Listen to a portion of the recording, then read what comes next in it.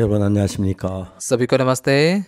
하나님께서 정말 좋은 악기를 만드셨습니다. परमेश्वर ने सच में बहुत ही सुंदर ऐसा संगीत वाद्य बनाया है। 그보다 더 좋은 악기는 없는 것 같습니다. हमारी आवाजों से सुंदर ऐसा संगीत वाद्य और कुछ नहीं है। 그라시아스 찬송을 들으면 막 감동을 받습니다. जब कभी मैं ग्राशियास के स्तुति के गीतों को सुनता हूँ मेरा मन छू लिया जाता है। 뭘 만들어낼 수 있을까? सच में कैसे ऐसे संगीत को बना पाते हैं, 감격스럽습니다. सच में मन को छू लेने वाली बात है। 이제는 그라시아스 합창 노래를 하는데 तो हमेशा मेरे प्रचार करने से पहले ग्राशिया स्क्वायर गीत गाते हैं 젖어서 설교를 시작하곤 합니다. और उस गीत में पूरा डूब कर मैं वचन प्रचार करना शुरू करता हूँ। 보면 21장에 있는 말씀을 읽겠습니다. आज हम मत्ती के 21 अध्याय में से वचन पढ़ेंगे। 마태복음 21장을 찾아주시기 바랍니다. कृपया करके मत्ती के 21 अध्याय को खोलिए। 33절에 46절 말씀까지 읽겠습니다. 33 वचन से लेकर 46 वचन तक हम पढ़ेंगे। 찾으셨으면 제가 읽겠습니다. अगर आपको मिला है तो मैं पढ़ूंगा। 다시 한 비유를 들으라. 한 집 주인이 포도원을 만들고 산울을 두르고 거기 접지 않은 구유를 파고 망대를 짓고 농부들에게 새로 주고 타국에 갔더니 एक और दृष्टांत सुनो। एक गृहस्वामी था जिसने दाख की बारी लगाई और उसके चारों ओर बाड़ा बांधा, उसमें रस का कुंड खोदा और गुम्मट बनाए और किसानों को उसका ठेका देकर परदेश चला गया। 실과 때 가까움에 그 실과를 받으려고 자기 종들을 농부들에게 보내니 जब फल का समय निकट आया तो उसने अपने दासों को उसका फल लेने के लिए किसानों के पास भेजा। 농부들이 종들을 잡아 하나는 심히 때리고 하나는 죽이고 하나는 돌로 쳤거늘 पर किसानों ने उसके दासों को पकड़ के किसी को पीटा और किसी को मार डाला और किसी पर पथराव किया। 종들을 처음보다 많이 보내니 저희에게도 그렇게 하였는지라. फिर उसने पहलों से अधिक और दासों को भेजा और उन्होंने उनसे भी वैसा ही किया। 후에 자기 아들을 보내며 가로되 저희가 내 아들은 공경하리라 하였더니 अंत में उसने अपने पुत्र को उनके पास यह सोच के भेजा कि वे मेरे पुत्र का आदर करेंगे। 아들을 보고 서로 말하되 이는 상속자니 자 죽이고 그 유업을 차지하자 하고 परंतु किसानों ने पुत्र को देखकर आपस में कहा, यह तो वारिस है, आओ हम इसे मार डालें और इसकी मीरास ले ले। 이에 잡아 포도원 밖에 내어 쫓아 죽였느니라. अतः उन्होंने उसे पकड़ा और दाख की बारी से बाहर निकाल कर मार डाला। 포도원 주인이 올 때 이 농부들을 어떻게 하겠느냐. इसलिए जब दाख की बारी का स्वामी आएगा तो उन किसानों के साथ क्या करेगा। 저희가 말하되 악한 자들을 진멸하고 포도원은 제때 실과를 바칠 만한 다 농부에게 새로 줄지니라. उन्होंने उससे कहा, वह उन बुरे लोगों को बुरी रीति से नष्ट करेगा और दाख की बारी का ठेका दूसरे किसानों को देगा जो समय पर उसका फल दिया करेंगे।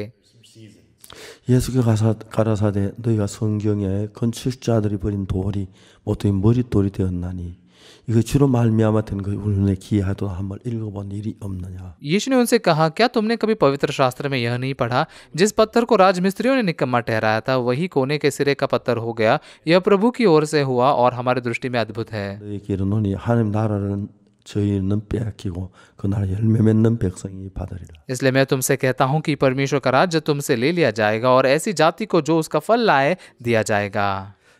성경에 우리 이해할 수 없는 이야기들이 참 많습니다. बाइबल में ऐसी बहुत सारी बातें हैं जिन्हें हम समझ नहीं सकते। 우리는 누구보다 나를 잘 아는 것 같지만 우리를 잘 모른다는 것입니다. क्योंकि हमें तो लगता है कि हम अपने आप को सबसे बेहतर रूप से जानते हैं, लेकिन बिल्कुल भी नहीं जानते। 사람들이 내가 이런 악을 행하리라고 상상하지 못한 लोग कल्पना नहीं कर पाते कि मैं ऐसी दुष्टता करूंगा क्या।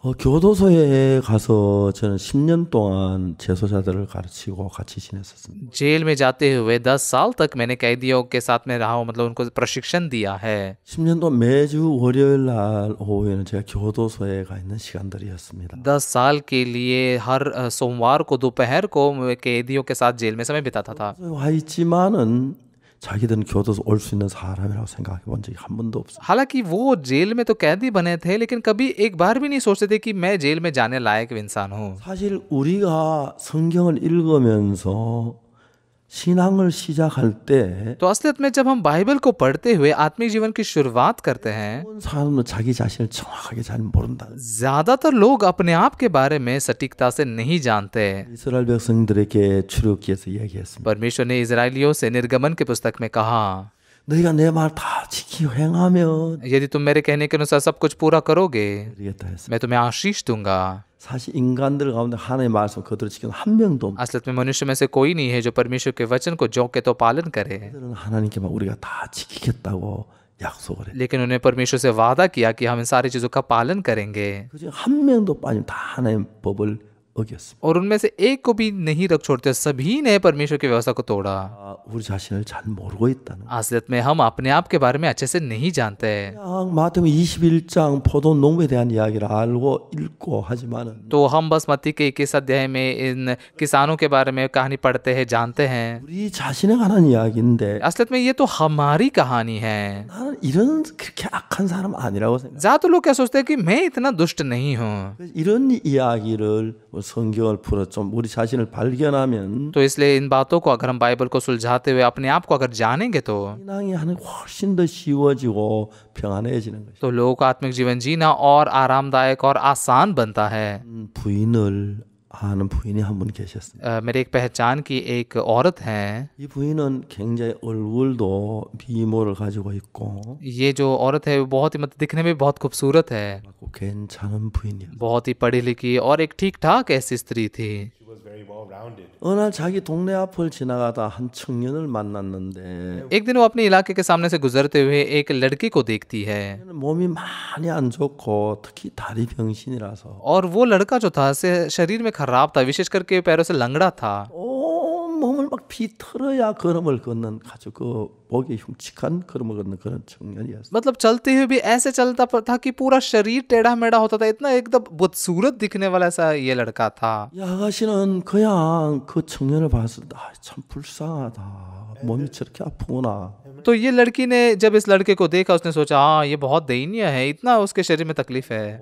두 번 만나고 했습니다. वो उसे एक बार मिली, दो बार मिली। 이 아가씨 마음에 무슨 마음이 들었냐면 तो उस समय इस लड़की के मन में क्या मन आया, 내가 만일에 अगर मैं 저 남자의 아내가 되어주면 इस लड़की की अगर पत्नी बनती हो 저 남자의 발이 돼주고 तो फिर इस आदमी के मैं पैर बन सकती हूँ, 같이 살게 되고 उस आदमी के साथ में मैं रह सकती हूँ, 남자 얼마나 행복해할. तो फिर यह आदमी कितना खुश होगा। 그럼 내 남편이 행복하면 나도 자연히 행복한 거 아니야? तो फिर यदि मेरा पति खुश होगा तो मैं भी अपने आप ही खुश हो जाऊंगी ना। 그냥 그 생각을 한번 해본 거지. बस एक बार उसने ऐसे सोचा। 근데 언니들이 결혼하고 형부하고 싸우고 그런 걸 보면 जैसे उसने अपनी बड़ी बहनों को शादी के बाद में अपने पतियों के साथ झगड़ा करते हुए देखा। 그 남자의 아내가 돼주면 अगर मैं इस आदमी की पत्नी बनूंगी 그 남자 너무너무 행복해질 거야. यह आदमी कितना खुश होगा। 내 남편이 행복하면 나도 행복해질 거야. तो जब मेरा पति खुश होगा तो मैं भी कितनी खुश हो जाऊंगी। 당신이면 어때? तो क्या हुआ कि वो लंगड़ा है, 나면 어때? गरीब है, तो क्या हुआ।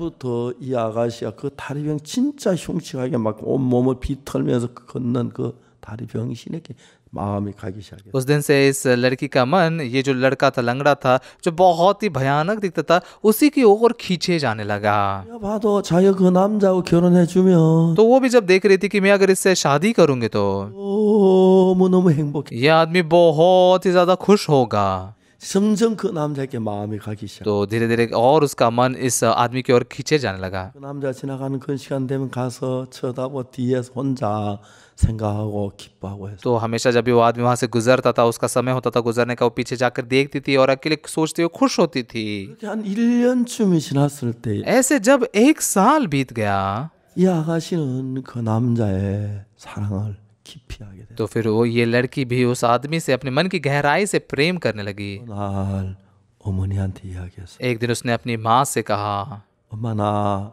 결혼하는 생각을 해봤어요. माँ मैंने शादी करने के बारे में सोचा है। 엄마 깜짝 놀라. माँ आश्चर्यचकित हो गई। 너 남자친구가 있니? हाँ सही है, तू तेरा कोई बॉयफ्रेंड है? 하는 분이야. वो क्या करता है? 하는 사람인데. कहाँ रहता है? 엄마 그게 아니고 नहीं नहीं माँ, ऐसा नहीं है। 그냥 생각 한번 해봤어요. बस मैंने एक बार ऐसा सोच के देखा। 만난 적이 없어. तो कभी तुम मिली नहीं हो? 만났어요. 그냥 멀리서 보긴 했어요. नहीं माँ, मिली नहीं हूँ, बस दूर से देखा है। 남자가 누군데 어디 사는 사람이야? तो कौन है वो लड़का, कहाँ रहता है, क्या करता है वो? 막 너무 궁금해지네. तो माँ बहुत ही उत्सुक हो गई थी। 그게 아니라니까. नहीं माँ, ऐसा नहीं है। 얘기를 해봐. तो फिर बताओ ना। 그 남자 결혼하고 싶다고 그랬잖아. तुमने कहा ना तुम उस आदमी के साथ शादी करना चाहती हो। 생각해봐. हाँ मैंने बस सोच कर देखा। 이야기를 해봐. 누구의 तो जो सोचा है उसके बारे में बताओ ना, कौन है वो। 이야기를 했어요. तो उसने बताया, 엄마 우리 아래 마을에 다리 굉장히 막 걸을 때 절고 있는 그 청년이 있잖아요. माँ वो गांव में वो लड़का है ना जो चलते हुए से लंगड़ता है, जो बहुत चल नहीं पाता सही रीति से। तो माँ आश्चर्यचकित हो गई, 너 지금 농담하는 거니? तुम मुझसे मजाक कर रही है क्या? 아니 그냥 그렇게 생각해 봤어요. नहीं माँ, मैंने बस सोच के देखा। 미쳤어. तो पागल हो गई है क्या? 네가 왜 뭐 때문에 그런 병신하고 결혼을 하려고 해? हाँ, तो किस वजह से ऐसे अपाहिज से शादी करना चाहते हैं? 생각을 해봤다. नहीं माँ, मैंने बस सोच कर देखा। 너 진짜 장난치는 거냐? 엄마 놀리는 거야? तो क्या मेरा मजाक उड़ा रही, मुझे चिढ़ा रही है? 엄마는 자기 딸이 결혼할 나이가 돼서 माँ सोच रही थी कि मेरी बेटी की उम्र, शादी की उम्र हुई है, 기다리고 있었는데 तो इसलिए वो उसके लिए इंतजार कर रही थी। 자기 좋아하는 사람이 있다고 해서 보니까 막 너무 알고 놀란 거야. जब उसे लगा कि कोई तो वो किसी को तो पसंद करते, लेकिन वो सुनकर आश्चर्यचकित हो गई। 아니, 병신이면 अत्ते? माँ क्या हुआ कि वो अपाहिज है? 하나면 어때? क्या हुआ कि वो गरीब है? 그러면 어때? क्या हुआ कि वो पढ़ा लिखा नहीं है? 내가 그 사람 아내가 되어주면 अगर मैं उसकी पत्नी बनूंगी 그 남자 너무 행복해. तो वो आदमी बहुत खुश होगा। 그 남자 행복하면 나도 행복한 거 아니야? अगर वो खुश होगा तो मैं भी खुश नहीं होंगी क्या? 똑똑한 남편 만나가지고 늘 싸우고 뭐 그것보다 낫지. मेरी बड़ी बहन है, सब होशियार आदमियों से मिले, सब हमेशा झगड़ा ही करते रहे, उससे तो बेहतर है। 얘기했고 तो उसने अपने पिता को बताया। 그날부터 그 집에 큰 이제 막 환란이 닥치는 거야. उस दिन से उस घर पे बहुत बड़े लड़ाई शुरू हो गई। 엄마 아버지 아무리 설득해 듣지 않는 거야. तो भले माँ बाप उसे बहुत समझाते थे, लेकिन वो नहीं सुन रही थी। 잘난 사람 이제 싫어요. नहीं, मुझे कोई बेहतर इंसान पसंद नहीं है। 그 남자 아내가 돼주면 अगर मैं इस आदमी की पत्नी बनूंगी 그 남자 너무너무 행복해 할 거예요. तो ये बहुत ही खुश होगा। 나도 행복한 거지. अगर पति खुश होगा तो मैं भी खुश होंगी। 어느 날 이 아가씨가 그 남자 집에 찾아갔어. एक दिन ये लड़की उस आदमी के घर पर गई। 진짜 어쩐 일로 오셨습니까? तो वो कोई आश्चर्य होता, क्यों आए हैं आप? 말씀드릴 게 있었어. नहीं, मैं आप कुछ तो बात बताना चाहते थे इसलिए आई हूँ। 아버지 어머니 그 아들 앉혀놓고 तो इसलिए उसके माँ बाप और उस आदमी को ऐसे बिठा कर वो बात करने लग गई। 제가 이런 이야기를 해서 되는지 모르겠지만 पता नहीं ये बात मेरा बोलना सही रहेगा कि नहीं, लेकिन 결혼할 나이가 됐는데 मेरी भी शादी की उम्र हो चुकी है। 저 이분하고 결혼하고 싶습니다. मैं इनके साथ में शादी करना चाहती हूँ। 오늘 내 남편으로 모시고 इनको मेरा पति बनाकर 한평생 남편을 위해 살겠습니다. जिंदगी भर मैं पति के लिए जीना चाहती हूँ। 그 부모들이 깜짝 तो उस आदमी के माँ बाप आश्चर्यचकित हो गए। 아가씨 그건 말이 안 돼요. नहीं लड़की, इसका कोई अर्थ नहीं लगता। 우리 아들은 병신이고 हमारा बेटा अपाहिज है, 돈도 없고 उसके पास पैसे नहीं है, 공부도 못 पढ़ा लिखा भी नहीं है, 그리고 뭐 직장도 없잖아. और कोई नौकरी भी नहीं है उसकी। 그게 뭐가 문제가 돼요? उसमें क्या समस्या है?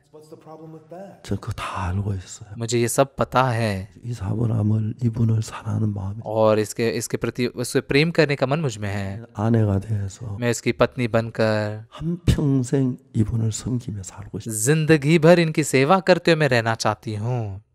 하여튼 그 가정이 막 반대하면서 속으로는 좋아하는 거예요. तो मतलब वो परिवार भले विरोध कर रहा था, लेकिन मन ही मन में बहुत खुश हो रहे थे। 씩 찾아오면 그 집에 막 즐거움이 가득. कभी कभी जब वो आती थी उनके पास में, तो उस घर में खुशी भर जाती थी, सब मुस्कुराते थे, मजेदार बातें बोलते थे। 드디어 결혼을 했어요. आखिरकार उन्होंने शादी की। 친정집 아무도 안 오고 मतलब उस लड़की के घर से कोई नहीं आया। 조촐하게 결혼식을 했어요. बहुत साधारण रीति से उनकी शादी भी हो गई, 너무 행복한 하루하루가 이어졌어요. और बहुत ही खुशी से भरा हुआ दिन वो बिता रही थी।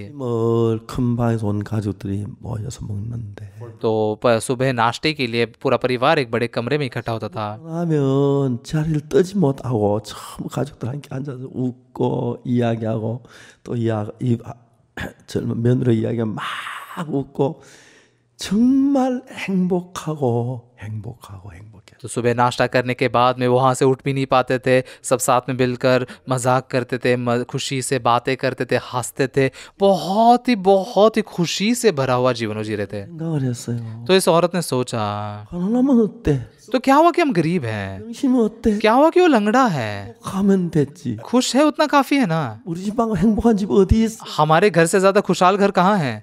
कोई है तो दिखाओ। 이 젊은 며느리가 이야기하면 온 가족 웃고 तो जब ये जवान बहू कुछ बोलती थी, पूरा परिवार हंसता था, खुश होता था, आनंदित होता था, और खुशी मुस्कुराहट रहती थी। 세상 어느 집에 비교할 수 없을 정도로 सच में दुनिया के किसी भी घर से इसकी तुलना नहीं की जा सकती थी, ऐसा था। इतना खुश थे 또 행복하고 और फिर से खुश थे, 또 행복해. फिर से खुश हुए। 그날이 길게 빨리 멀리 가길 바랬어. तो इसलिए वो चाहते थे कि ऐसे दिन बहुत लंबे लंबे समय के लिए टिके रहे, लेकिन 그 행복이 오래 가지 못했어. ये खुशी ज्यादा लंबे समय तक टिकी नहीं रह सकी। 왜 그랬을까요? क्यों ऐसा हुआ होगा? 왜 그 행복이 오래 가지 못했어? क्यों वो खुशी लंबे समय तक टिकी नहीं रही? 세상에 우리가 행복하게 살면 तो दुनिया में जब हम खुशी से जीते हैं, 많은 시기가 나서 견디질 못해. शैतान जलन के मारे से सहन नहीं कर पाता। 어쨌든 그 행복을 막 깨트리려고 안달을 부린다 하더라. कैसे तो करके उस खुशी को तोड़ने के लिए जो कर सकता है सारी कोशिशें करता है। 한 얘기인지 मो르겠지만 पता नहीं किसने ऐसा किया है, मैंने इसे सुना है, 그래서 그런지 몰라도 पता नहीं शायद से इसलिए ऐसा होगा क्या। 몇 달이 지났어요. कुछ महीने बीत गए, 그들은 정말 행복했어요. वो लोग सच में बहुत खुश थे, 마음으로 사랑을 했고 मन से प्यार करते थे। 편한 남편이지만 हालांकि उसका पति अपाहिज था, 전혀 불편하게 느끼지 않았어요. लेकिन उसे कोई अपाहिजपन महसूस नहीं होता था, प्यार करते थे। 남편도 너무 행복해요. पति भी बहुत खुश था। 시아버지, 시어머니, सास और ससुर 동생 और फिर ननंद 모두 즐거웠어요. सब खुश थे। 그 집에 기쁨의 샘이 터진 것 같아요. उस घर में ऐसे खुशी की बाढ़ आ गई ऐसा लगने लगा था। 근데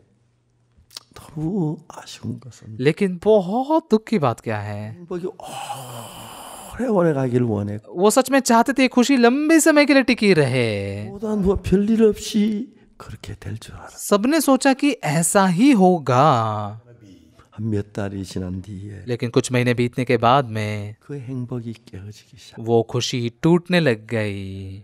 어떻게 됐냐면 क्या हुआ पता है? 어느 날 시어머니가 며느리를 불렀어요. एक दिन सासू माँ ने अपनी बहू को बुलाया।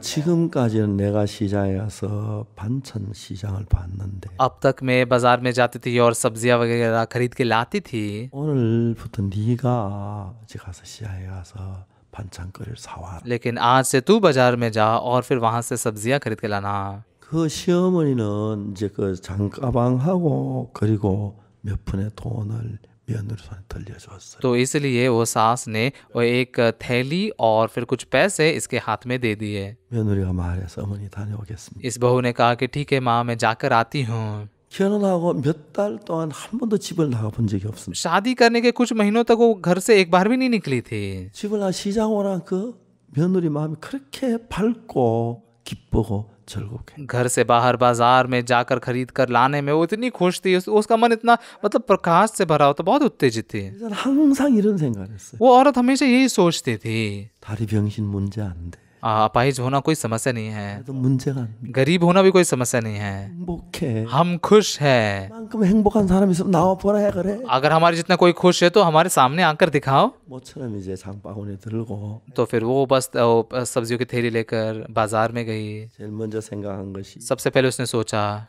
옛날 우리 집은 잘 살았는데 पहले हमारे घर बहुत अमीर था, 시집은 가난하니까 लेकिन अभी शादी करने के बाद यहाँ पर मैं गरीब हूँ, 그래도 절약해 해서 봐야지. इसलिए बाजार में खरीदते हुए मैंने कम कीमत में खरीदना चाहिए। 그래서 채소 시장에 가 이거 얼마예요? तो इसलिए मुस्कुराते हुए पूछ रही थी कि ये सब्जी कितने की है। 아저씨 깎아주면 안 돼요? भैया क्या आप कम नहीं कर सकते? 난 돈이 적어서 그래요. नहीं, मेरे पास पैसे बहुत कम हैं, 적은 거 이거 삭게 좀 깎아주세요. तो आप थोड़ा सा कीमत कर दीजिए, मैं खरीद लूंगी। 사람들이 돈도 깎아주고 तो फिर वहां पर बेचने वाले लोगों ने पैसे कम किए, 채소도 사고 इसलिए उसने सब्जियां भी खरीदी 리알도 사고 और फिर अंडे भी खरीदे 그 생선도 사고 और फिर मछलियां भी खरीदी। 그래 한 바퀴 도는 동안 한 2-3시간이 지었어요. तो ऐसे एक बार घूमने के लिए 2-3 घंटे उसको बीत गए। 그래 이제 그걸 들고 이제 집은 너무 행복한 거예요. और उसे लेकर जब वो घर जा रही थी वो बहुत खुश थी। 음식 만들어주면 시아버지 좋아하죠. हमें खाना बनाने के बाद मेरे ससुर जी खुश होंगे, क्या उनको पसंद आएगा? 좋아하는 음식이라서 샀어. मेरे पति को ये खाना पसंद है इसलिए मैंने खरीदा।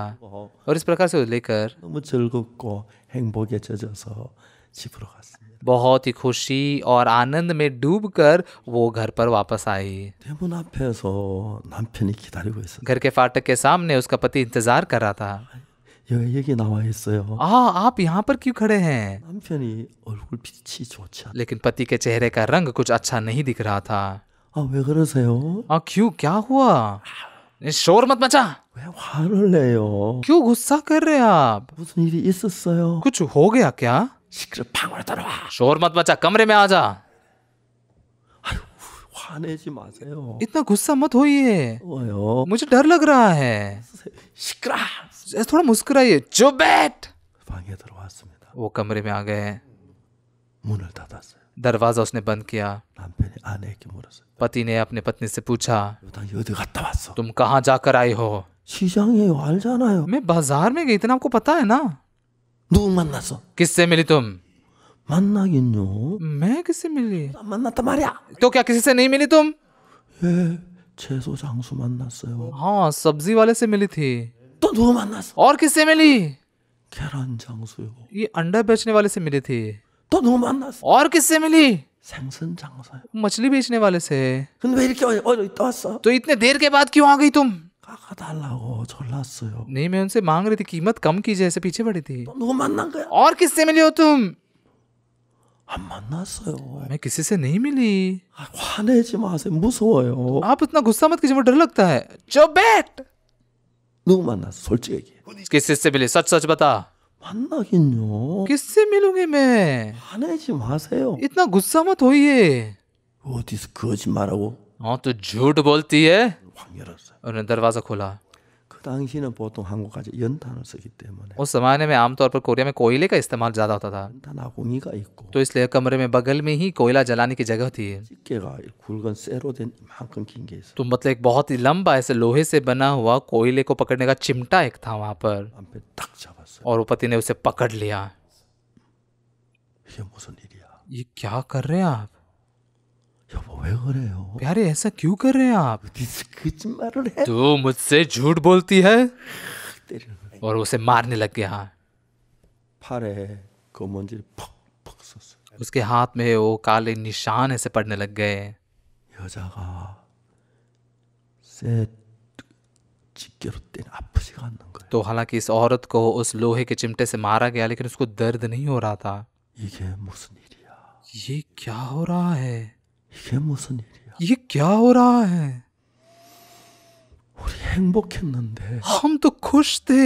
이게 무슨 일이야? ये क्या हो रहा है? 우리 행복했는데 हम तो खुश थे।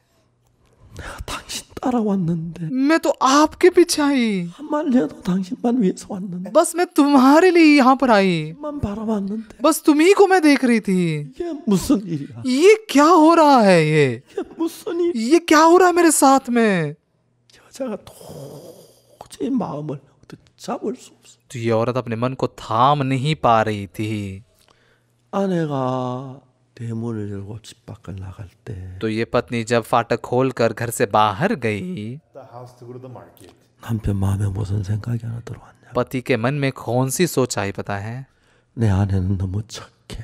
मेरी पत्नी बहुत अच्छी है, 너무 순수해. बहुत ही मासूम है, 너무 착해. बहुत अच्छी है। 그래서 나 같은 남자한테 시집을 왔어. इसलिए उसने मुझ जैसे आदमी से शादी की। 밖에 나가서 멋진 남자를 만나면 बाहर जाकर अगर किसी सुंदर आदमी से वो मिलेगी, 키가 크고 जो लंबा है, 생긴 남. सुंदर दिखता है, अगर ऐसे आदमी से मिलेगी, 나 같은 다리 병신 तो मुझ जैसे ये पैरों का अपाहिज 싫어하겠지. मुझसे नफरत करेगी वो, 남자를 따라가겠지. और उस आदमी के पीछे चली जाएगी। 생각이 들어오는 거야. ये सोच इसमें आ गई। 아니야, 내 안에 그런 사람이 아니야. नहीं नहीं, मेरी पत्नी ऐसी नहीं है। 근데 그 생각이 자꾸 들어. लेकिन लगातार ये सोच उसमें आ रही थी। 내가 잘 웃는 얼굴로 पत्नी बहुत ही मुस्कुराते चेहरे से 남자를 만나 막 웃으며 이야기하는 거 봐. 미칠 거. एक सुंदर आदमी से मिलकर मुस्कुराते बात करी, ये सोचते वो पागल हो रहा था। 아니야, 진짜 근사하게 잘생긴 남자와 같이 नहीं, जैसे एक सुंदर दिखने वाले आदमी के साथ 음식을 막 둘이 막 이야기하고 웃는 거 막 미칠 것 같아. एक रेस्टोरेंट में जाकर दोनों खाना खा रहे, मुस्कुराकर बात कर रहे, ये पागल हो रहा था सोचते हुए। 내가 막 남편 남자의 손을 잡고 키가 크고 잘생긴 나 손을 잡고 호텔에 막 문을 열고 들어가는 게 막 생각돼. वो सोच रहा था कैसे मेरी पत्नी एक सुंदर और लंबे आदमी के साथ हाथ पकड़ते हुए होटल में जा रही है। पागल हो रहा था बिल्कुल। 아니야, 아니야 하는데 वो कह रहा था नहीं नहीं, 마음을 잡을 수 없는 거야. लेकिन अपने मन को थाम नहीं सकता था। 난치기로 막 살이 때려. तो इसलिए उसने कोयले के वो चिमटे से अपनी पत्नी को मारने लगा। 여자는 그냥 맞고 있었어요. ये औरत बस मार खा रही थी। 이게 무슨 일이야? ये क्या हो रहा है? 우리는 사랑을 했는데 हमने तो प्यार किया था, 난 남편 왜 모든 걸 다 바쳐. मैंने पति के लिए ही सब कुछ दे दिया, 믿어지지가 않는 거야. लेकिन विश्वास ही नहीं कर पा रही थी वो। 한참 때리다가 बहुत मारने के बाद 깜짝 놀래. वो आश्चर्यचकित हो गया। प्यारी, 여보, 내가 미안해, 여보. The man was 내가 stunned. 당신 참 고운 아내를 때렸어요. 여보, 미안해, 잘못했어. वो आश्चर्य के मारे कह रहा था, प्यारी प्यारी मुझे माफ करो, मैंने तुम्हें मारा, मैंने इतने मूल्यवान पत्नी को मारा, माफ करो।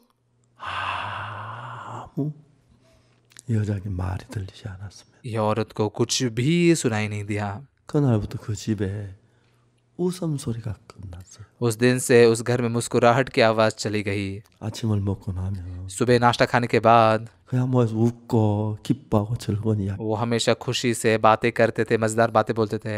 The joy. 얘는 아무 말도 안 하고 ये औरत कुछ नहीं बोलती थी। 밥그릇을 들고 부엌으로 가서 설거지를 하고 वो बर्तनों को लेकर किचन में जाकर उसे धोती थी, 이제 방에 있는 가족들 다 흩어져 버려요. और फिर सारे जो कमरे में जो परिवार वाले होते थे वो सब इधर उधर चले जाते थे। 좀 있을 때마다 앉아서 먼 산을 정신 나간 선수 쳐다보고 있었어요. जब इस औरत को समय मिलता था दूर पहाड़ की ओर ध्यान लगाकर वो एक पागल व्यक्ति की तरह बैठती थी। 시아버지 시어머니는 며느리 눈치 보느라고 말을 못 하고 있었어요. सास ससुर बस अपनी बहू के बारे में सोचते हुए कुछ बोल ही नहीं पाते थे। 그리고 아내가 밖을 안 나갈 수가 없는 거예요. लेकिन ये पत्नी को तो बाहर जाना ही पड़ता था ना। She has no other choice. 밖에 나갔다 돌아오면 जब वो बाहर जाकर वापस आती थी 남의 연탄 집게를 들었고 तब उसका पति हमेशा वो कोयले का चिमटा लेकर खड़ा होता था 맞았고 और उसे मारता था।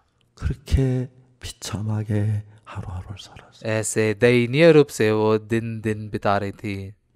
그리고 몇 년 지난 뒤에 और फिर कुछ साल बीतने के बाद में 그 부인은 저희들 교회에 찾아왔어요. वो औरत जो थी वो हमारे चर्च में आई 이야기를 들어. और उसके द्वारा मैंने ये बातें सुनी। 이 부인이 어느 날 집에서 이야기를 했어요. एक दिन उन्होंने अपने घर पर कहा, 시아버지 시어머니 सासू माँ ससुर जी 앉혀놓고 अपने पति को भी बिठाकर 아버님 어머님 죄송합니다. उसने कहा, माँ पिताजी माफ कीजिए, 나는 내가 이 사람의 아내가 되어주면 मैंने सोचा कि अगर मैं इनकी पत्नी बनूंगी 남편은 행복해 할 줄 알았어요. तो मेरा पति बहुत ही खुश होगा। 남편만 행복하면 अगर बस मेरा पति खुश होगा तो 같이 행복할 줄 생각하고 मैं भी साथ में ऐसे आनंदित और खुश होंगी। 하고 즐겁게 한편 살라고 했어요. बस पूरी जिंदगी भर खुशी और आनंद से मैं जीना चाहती थी। 이 사람이 내가 아내가 되어줬는데 मैं इनकी पत्नी बनी, 이제 괴로워하고 있어. लेकिन यही तकलीफ में है, 통하고 있어. बहुत दर्द में है वो। 난 이럴 줄을 정말 몰랐어. मुझे सच में पता नहीं था कि इस प्रकार से होगा। 당신은 나를 믿지 않는 거야. क्यों आप मुझ पर विश्वास नहीं करते? 나를 많이 만나봐. मैंने बहुत बेहतर लोगों से मिली हूँ, 싫어서 मुझे ऐसे लोग पसंद नहीं, 내게 왔는데 इसलिए मैं आपके पास आई हूँ। 나를 의심해. लेकिन क्यों आप मुझ पर शंका करते हैं? 그래서 아버지 어머니 죄송합니다. तो माँ बाप कह रहे थे, माफ करो माफ करो। 내가 와서 남편이 행복하길 바랬는데 मैं सच में चाहती थी कि मेरे आने के बाद मेरा पति खुश हो, 때문에 남편은 고통스러워 लेकिन मेरे वजह से मेरा पति दर्द में है, 집을 떠나겠습니다. इसलिए मैं ये घर छोड़ के चली जाऊंगी। 정말 안타깝습니다. सच में बहुत दुख की बात है ना। 남편이 말했어요. पति ने कहा, 여보 내가 미안해. प्यारी मुझे माफ करना, 쳤어. मैं पागल हो गया था, 안 그러려다 자꾸 그래. मैं सच में ऐसा नहीं करना चाहता लेकिन ऐसा किया। 그래서 내가 왜 이러는지 몰라. पता नहीं क्यों मैंने ऐसा किया। 없으면 못 살아. प्यारी मैं तुम्हारे बिना जी नहीं सकता, प्यारी मत जाओ। 근데 लेकिन 내가 얼마든지 참을 수 있지만 मैं सारी चीजों को तो सहन कर सकती हूँ, 당신 왜 나 안 믿어요? क्यों आप मुझ पर विश्वास नहीं करते हैं? 나 잘난 사람 많이 만나봐. मैं बहुत बेहतर लोगों से मिली हूँ, 다 싫고 सब मुझे पसंद नहीं। 신이 좋아해서 मैंने आपको पसंद किया, 신이 좋아서 मैंने आपको पसंद किया, इसलिए 그렇게 반대하는 거 मेरे माँ बाप ने इतना विरोध किया, फिर भी 왔는데 मैं आपके पास में आई। 왜 나 안 믿어요? क्यों आप मुझ पर विश्वास नहीं करते? 그 뒤에도 उसके बाद में भी 남편이 단티켓 잡았어. पति ने कोयले का चिमटे को पकड़ा। 남편 정신을 잃는 거예요. ये पति अपने होश गवा बैठता था। 이제 아내도 그냥 안 있었어요. तो अभी ये पत्नी भी ऐसे ही नहीं रही, 단티켓 마주 잡았어요. उसने भी जाकर वो चिमटे को पकड़ लिया। 내가 이런다 했잖아요. मैंने कहा था ना कि आप ऐसे करोगे, 그런다고 해놓고 या तुमने कहा कि तुम नहीं करोगे। क्यों ऐसा कर रहे हो? 왜 이래요? क्यों ऐसा कर रहे हो प्यारे? 이래요? क्यों ऐसा कर रहे हो? 한다고 그랬잖아. आपने कहा ना कि आप ऐसा नहीं करोगे, क्यों ऐसा कर रहे हो? 결국 아내는 집을 떠났습니다. आखिरकार वो पत्नी घर छोड़कर चली गई। 그 남편 한 번도 만나본 적이 없고 वो अपने पति से एक बार भी नहीं मिली। 어떻게 사는지 모르지만 उसके बाद में वो कैसे जी रहा है पता नहीं। 교도소에 가면 जेल में अगर आप जाते हो तो 많은 범죄자들을 만납니다. आप बहुत सारे अपराधियों से मिल सकते हो। 이상한 것은 अजीब बात क्या है, 사람들은 자기 마음을 잘 모릅니다. लोग अपने मन के बारे में अच्छे से नहीं जानते। 도박하는 사람은 जो लोग जुआ खेलते हैं 일 도박 이러면서도 वो हर रोज जुआ खेलते हैं, हारते हुए भी जुआ खेलते हैं। 하면 따겠다는 नहीं, इस बार खेलूंगा तो मैं जीत जाऊंगा, ऐसे सोच में आती है। 싶으니까 और जीतना चाहते हैं वो, 같이 믿어요. ऐसा लगता है कि वो जीतेंगे, ऐसे विश्वास करते हैं, इसलिए जुआ खेलते हैं और हारते हैं। 이번엔 딸 거. हारते लेकिन इस बार जीत जाऊंगा सोचते हैं, नहीं इस बार जीत जाऊंगा। 범죄자들이 जो अपराधी होते हैं 교도소 한 번 두 번 왔다 갔다 하면 वो एक बार दो बार जब जेल से आते जाते रहते हैं 평생 교도소 안에 사는 사람이 많습니다. तब जिंदगी भर जेल में रहने वाले लोग बहुत सारे होते हैं। 이번엔 안 잡힐 거. नहीं, इस बार नहीं पकड़ा जाऊंगा, 이렇게 하면 ऐसा अगर करूंगा 성공할 거예요. पक्का कामयाब होऊंगा, पकड़ा नहीं जाऊंगा। 또 잡혀요. फिर से पकड़े जाते हैं, 교도소 가요. जेल में जाते हैं, 3년 4년 있다가 3-4 साल के बाद 나와요. बाहर निकलते हैं। 이번엔 안 잡힐 नहीं, इस बार नहीं पकड़ा जाऊंगा, 하면 될 거야. नहीं इस बार पक्का ऐसा करूंगा ही, 거야. नहीं किसी को पता नहीं चलेगा। 한 평생 교도소 안에 사는 사람이 많아. इस प्रकार से जिंदगी भर जेल में रहने वाले लोग बहुत सारे हैं। 왜요? क्यों? 사람들은 다 자기에게 속아요. क्योंकि सभी लोग अपने आप से धोखा खाते हैं। 왜요? क्यों? 자기를 잘 몰라요. क्योंकि वो खुद को अच्छे से नहीं जानते। 그러면 신앙이 잘 될까? मैं ऐसा करूंगा तो आत्मीय जीवन अच्छा होगा, 율법을 지키고 व्यवस्था का पालन करके, 영을 읽고 बाइबल पढ़ के, 또 하면 प्रार्थना करूंगा तो 좋아질. मेरा आत्मिक जीवन बहुत ही बेहतर बनेगा। 나 신앙 잘하고 और मैं अच्छे से आत्मिक जीवन जी के पाप नहीं करूंगा, 하면 परमेश्वर के बातों को मानूंगा, विश्वास बढ़ेगा मेरा।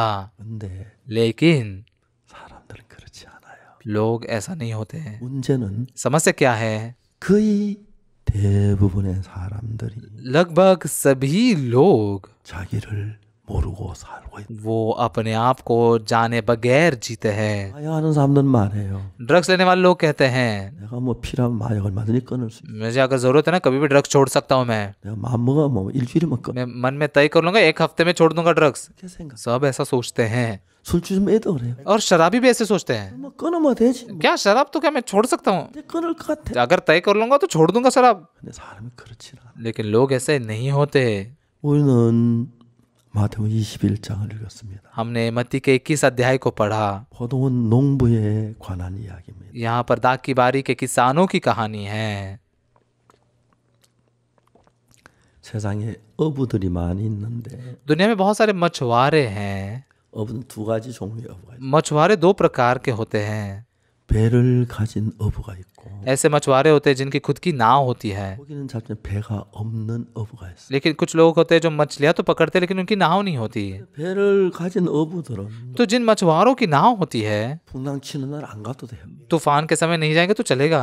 좋은 날 अच्छा जब मौसम है 조금 고기를 잡으면 अच्छे से मछलियों को जाकर पकड़ेंगे 자기 먹고 잘 살아요. तो उस समय मछलियां पकड़कर अच्छे से जी सकते हैं। 배가 없는 어부들 लेकिन जिनके नाव नहीं है, ऐसे मछुआरे हैं, 배가 없기 때문에 उनकी नाव नहीं है ना, इसलिए 잡지 못하니까 जब वो मछलियां नहीं पकड़ पाते 다음에 배를 빌려서 तो 잡으러 가요. वो दूसरों की नाव को किराए पर लेकर मछलियां पकड़ते हैं। 빌려가니까 दूसरों की नाव किराए पे ली है ना, 제가 좋아도 가야 하고 तो इसलिए अच्छा मौसम है तो भी जाना पड़ता है, बुरा है तो भी जाना पड़ता है। 이제 가서 풍랑 쳐도 तो भले बाहर तूफान है 고기를 잡아와요. लेकिन फिर भी वो मछलियां पकड़ कर लाते हैं 잡아가 고기를 반으로 나눠가지고 और फिर मछलियां पकड़ कर लाकर उसे आधा बांटते हैं। 고기 반은 선주에게 줘요. और जो मछलियाँ पकड़ी गई आधे वो मालिक को देते हैं, 나머지 반을 가지고 बाकी आधी मछलियों से 값 내야 उनको पेट्रोल का खर्चा होता है, 이 같이 일하는 인건비 줘요. मजदूरों को भी पैसे देने पड़ते हैं, वो भी वहां से पैसे देते हैं 남는 게 없어요. और ज्यादा कुछ बचा नहीं रहता। 그러니까 어부들은 소원이 다 있어요. तो इसलिए सारे मछुआरों की एक ख्वाहिश होती है, 늘 벌어서 मैं पैसे कमाऊंगा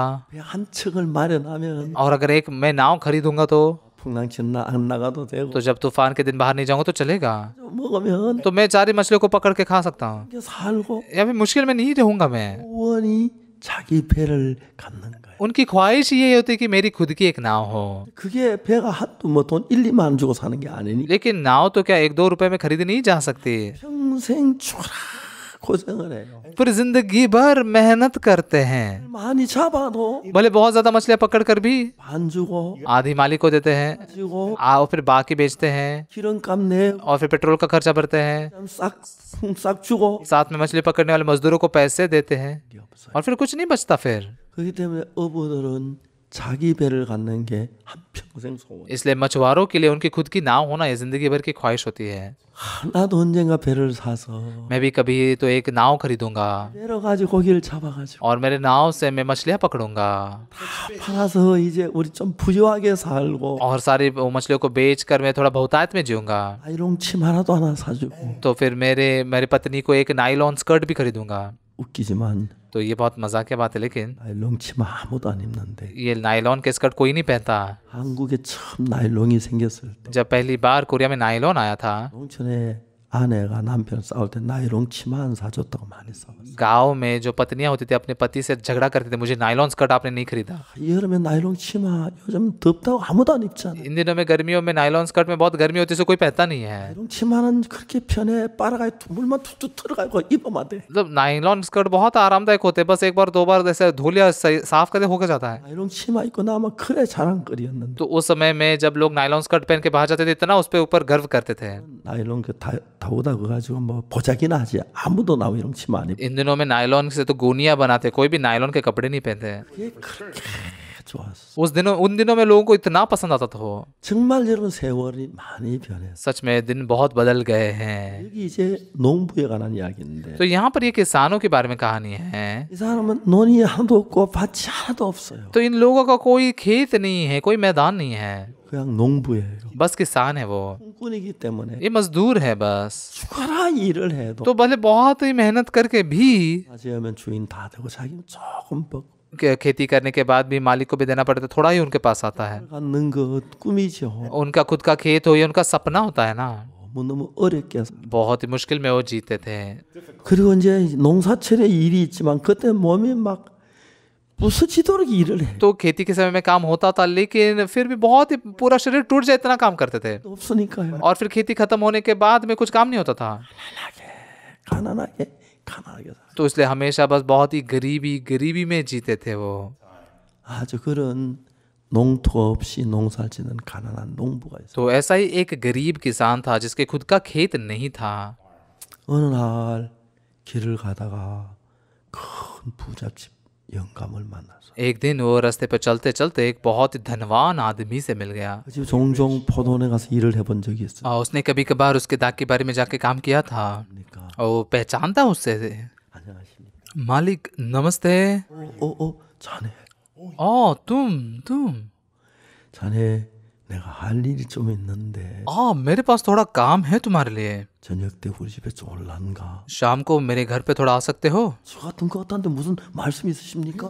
जरूर मुझसे आप क्या कहना चाहते हैं? 야, 자네 좀 하고 싶은 얘기가 있어. नहीं थोड़ा तुमसे बात करना चाहता हूँ इसलिए। 그때 집에 좀 올 수 있나? तो शाम को मेरे घर पे आ सकते हो? 좀 아무것도 안 언제든지 오라고 하겠어. हाँ बिल्कुल, आप कभी बुलाइए, मैं कभी भी आऊँगा। 저녁 때가 됐어요. तो शाम का समय आया। 어르신 계십니까? मालिक है क्या? 들어와. हाँ ठीक है, अंदर आओ। 왔어요. तो अंदर गया। 식사하라고 했어요. वो खाना खाने के लिए कहता है। 자네 밥 안 먹었지? तुमने खाना नहीं खाया ना? हाँ नहीं खाया मैंने। 가지 말라 하는 거는 해야지. नहीं फिर भी ऐसे बैठो, खाओ थोड़ा। 그래 내가 다 알아. 먹어.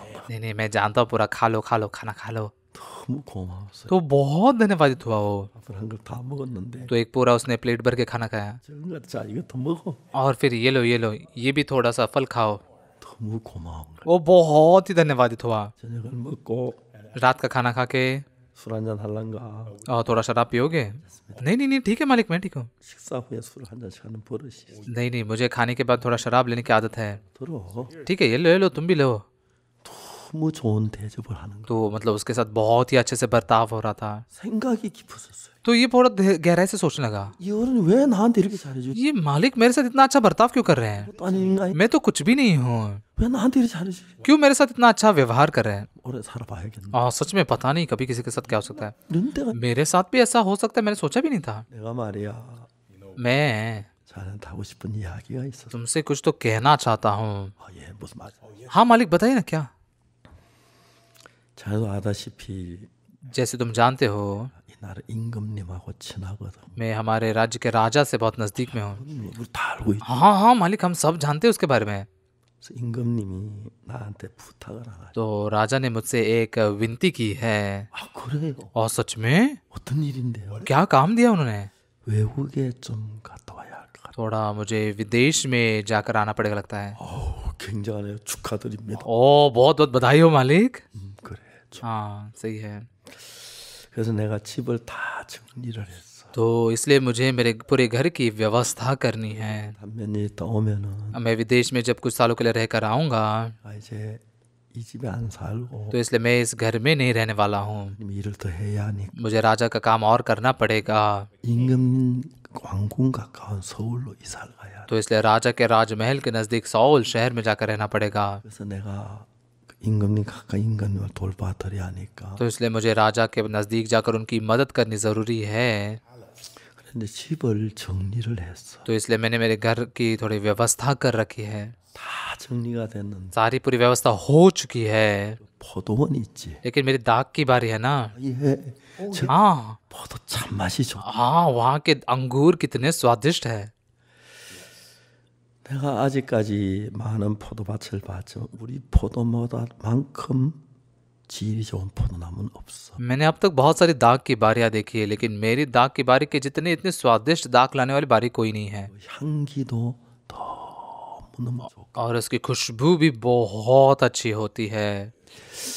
그래서 우리 포도는 시야에 갖다 놓으면 금방 막 번개같이 팔려. तो इसलिए अगर हमारे ये दाग के बीज बोए जाते हैं तो बहुत ही फैलते हैं, मतलब बहुत स्वादिष्ट होते हैं और बहुत अच्छे से बेचे जाते हैं। 그래서 내가 포도원을 팔까 생각을 했는데 तो मैंने बहुत सोचा कि ये दाग की बारी को मैं बेच दूं या नहीं, 어디 가도 우리 포도만큼 향기가 좋고 맛있는 포도가 없어. लेकिन दुनिया में कहीं भी हमारे दाग की बारी के जितने स्वादिष्ट और खुशबूदार दाग नहीं है। 포도원은 팔지 않기로 했어. तो इसलिए मैंने तय किया कि ये दाग की बारी मैं नहीं बेचूंगा। 그래서 임금님에게도 좋은 포도 좀 갖다 드리고 तो इसलिए जाकर राजा को भी सुंदर और अच्छे अंगूर दूंगा। 술 생각날 때 이 우리 포도주를 마셔. तो मैं भी जब दाखरस की याद आएगी ना तो मैं यहाँ पर आकर ये दाखरस भी पीऊंगा। 내가 생각을 많이 했는데 मैंने तो बहुत सोचा है। 자네가 전에 우리 포도원에 포도 따는 일을 하는 걸 너무 성실하게 잘해줘. पहले तुमने जो मेरे दाग के बारे में काम किया बहुत ईमानदारी से किया। 자네가 이 포도원을 대신 맡아서 농사를 좀 지어줬으면 좋겠어. कि तुम इस दाग की बारी का ठेका लेके अगर यहाँ पर खेती करोगे तो बहुत अच्छा होगा। 이 포도 수확하면은 यहाँ पर अंगूरों की खेती करोगे तो 자네가 부자처럼 살 수. तुम एक अमीर के जैसे जी सकते हो। 그 대신에 내가 하인들을 보낼 테니까 लेकिन मैं मेरे दासों को बीच में भेजूंगा। 해마다 그 포도원 소출 한 20%만 나에게 종들에게 보내주면 돼. तो साल में 20% जो उपज होगी वो मेरे दासों के द्वारा मुझे भेज देना। 자네도 늘 그렇게 어렵게 살아서는 안 되잖아. तुम हमेशा बस ऐसे मुश्किलों में नहीं रहना चाहिए ना। 원칙으로 하면 내가 한 50%를 세로 받아야 하는데 तो असलियत में मैंने 50% ऐसे किराया लेना चाहिए, 내가 성실하게만 해주면 लेकिन अगर बस तुम ईमानदारी से काम करोगे 돈을 맡겨줄 테니까 तो मैं ये दाग की बारी तुम्हारे हाथ में सौंपता हूँ। 20% 정도만 주고 बस 20% मुझे देना।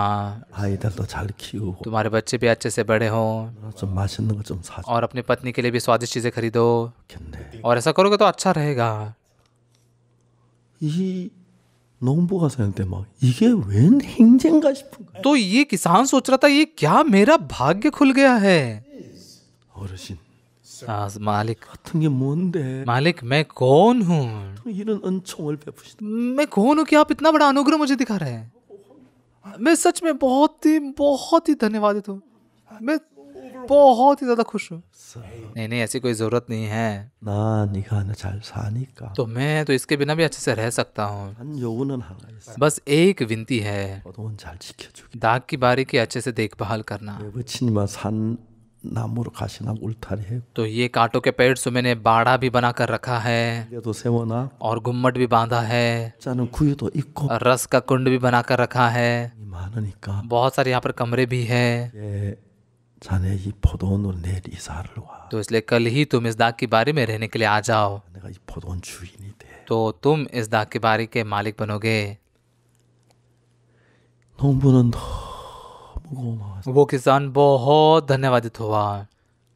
어르신 मालिक 감사합니다. बहुत धन्यवाद। 정성을 다해서 मैं पूरे मन लगा कर इस दाग की बारी की पूरी अच्छे से देख रेख करूंगा। 주시면 आपके दासों को जब भेजोगे 배를 드리고 मैं उनको किराया दूंगा 또 포도주도 और फिर दाग रस भी आपको दूंगा। 없으면 나같이 천하니. बहुत धन्यवाद, आपने मुझे से तुच्छ इंसान को देखा।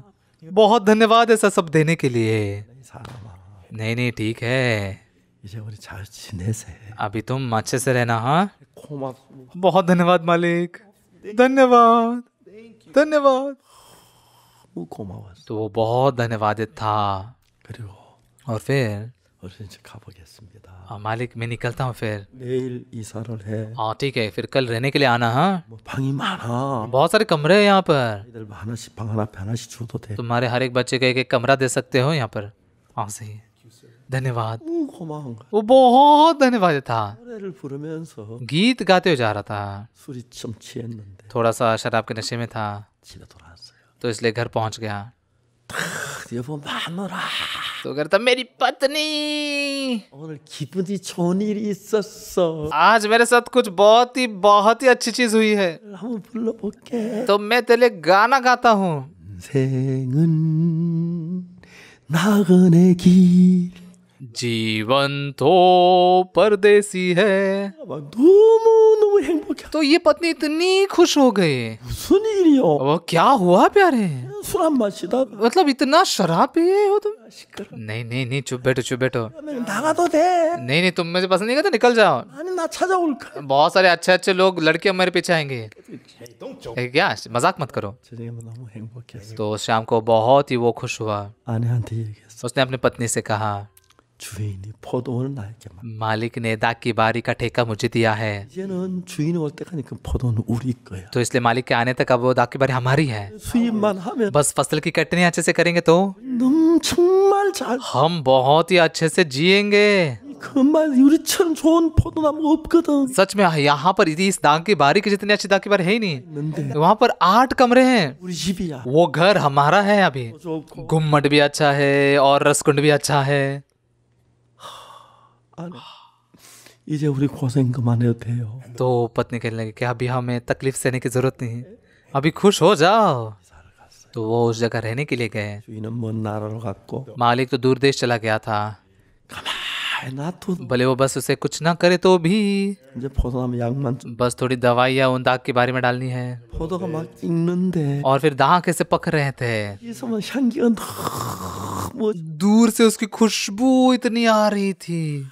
그 포도나무 향기 속에서 और उस अंगूर के पेड़ों में से जो खुशबू है 오, 저녁에 오는 거예요. वो सुबह और शाम को ऐसे आते थे। 행복했어. और बच्चे भी बहुत खुश थे।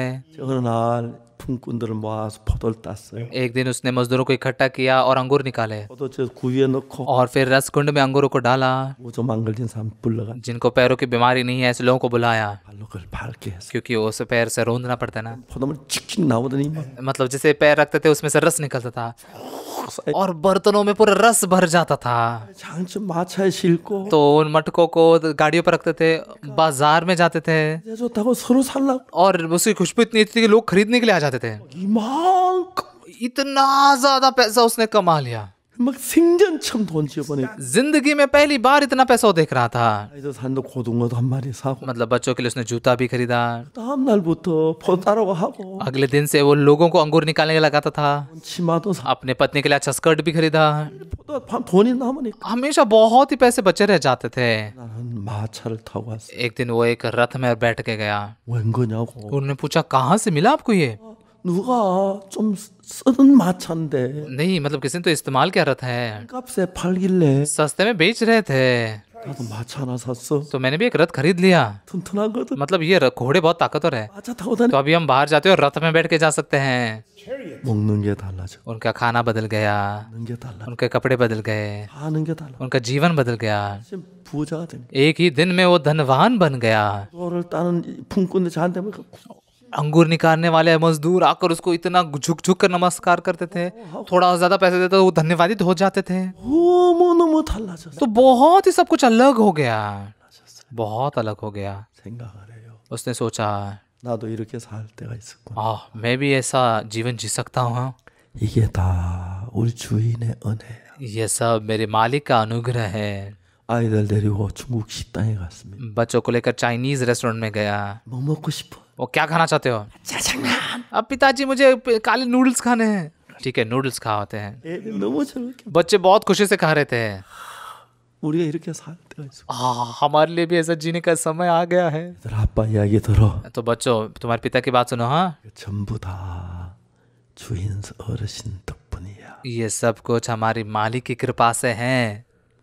너 주인 어르신 오시거든. तो जब वो मालिक आएंगे ना 너 공손하게 인사해야 돼. तुमने जाके उनके सामने झुक के नमस्कार करना पड़ेगा।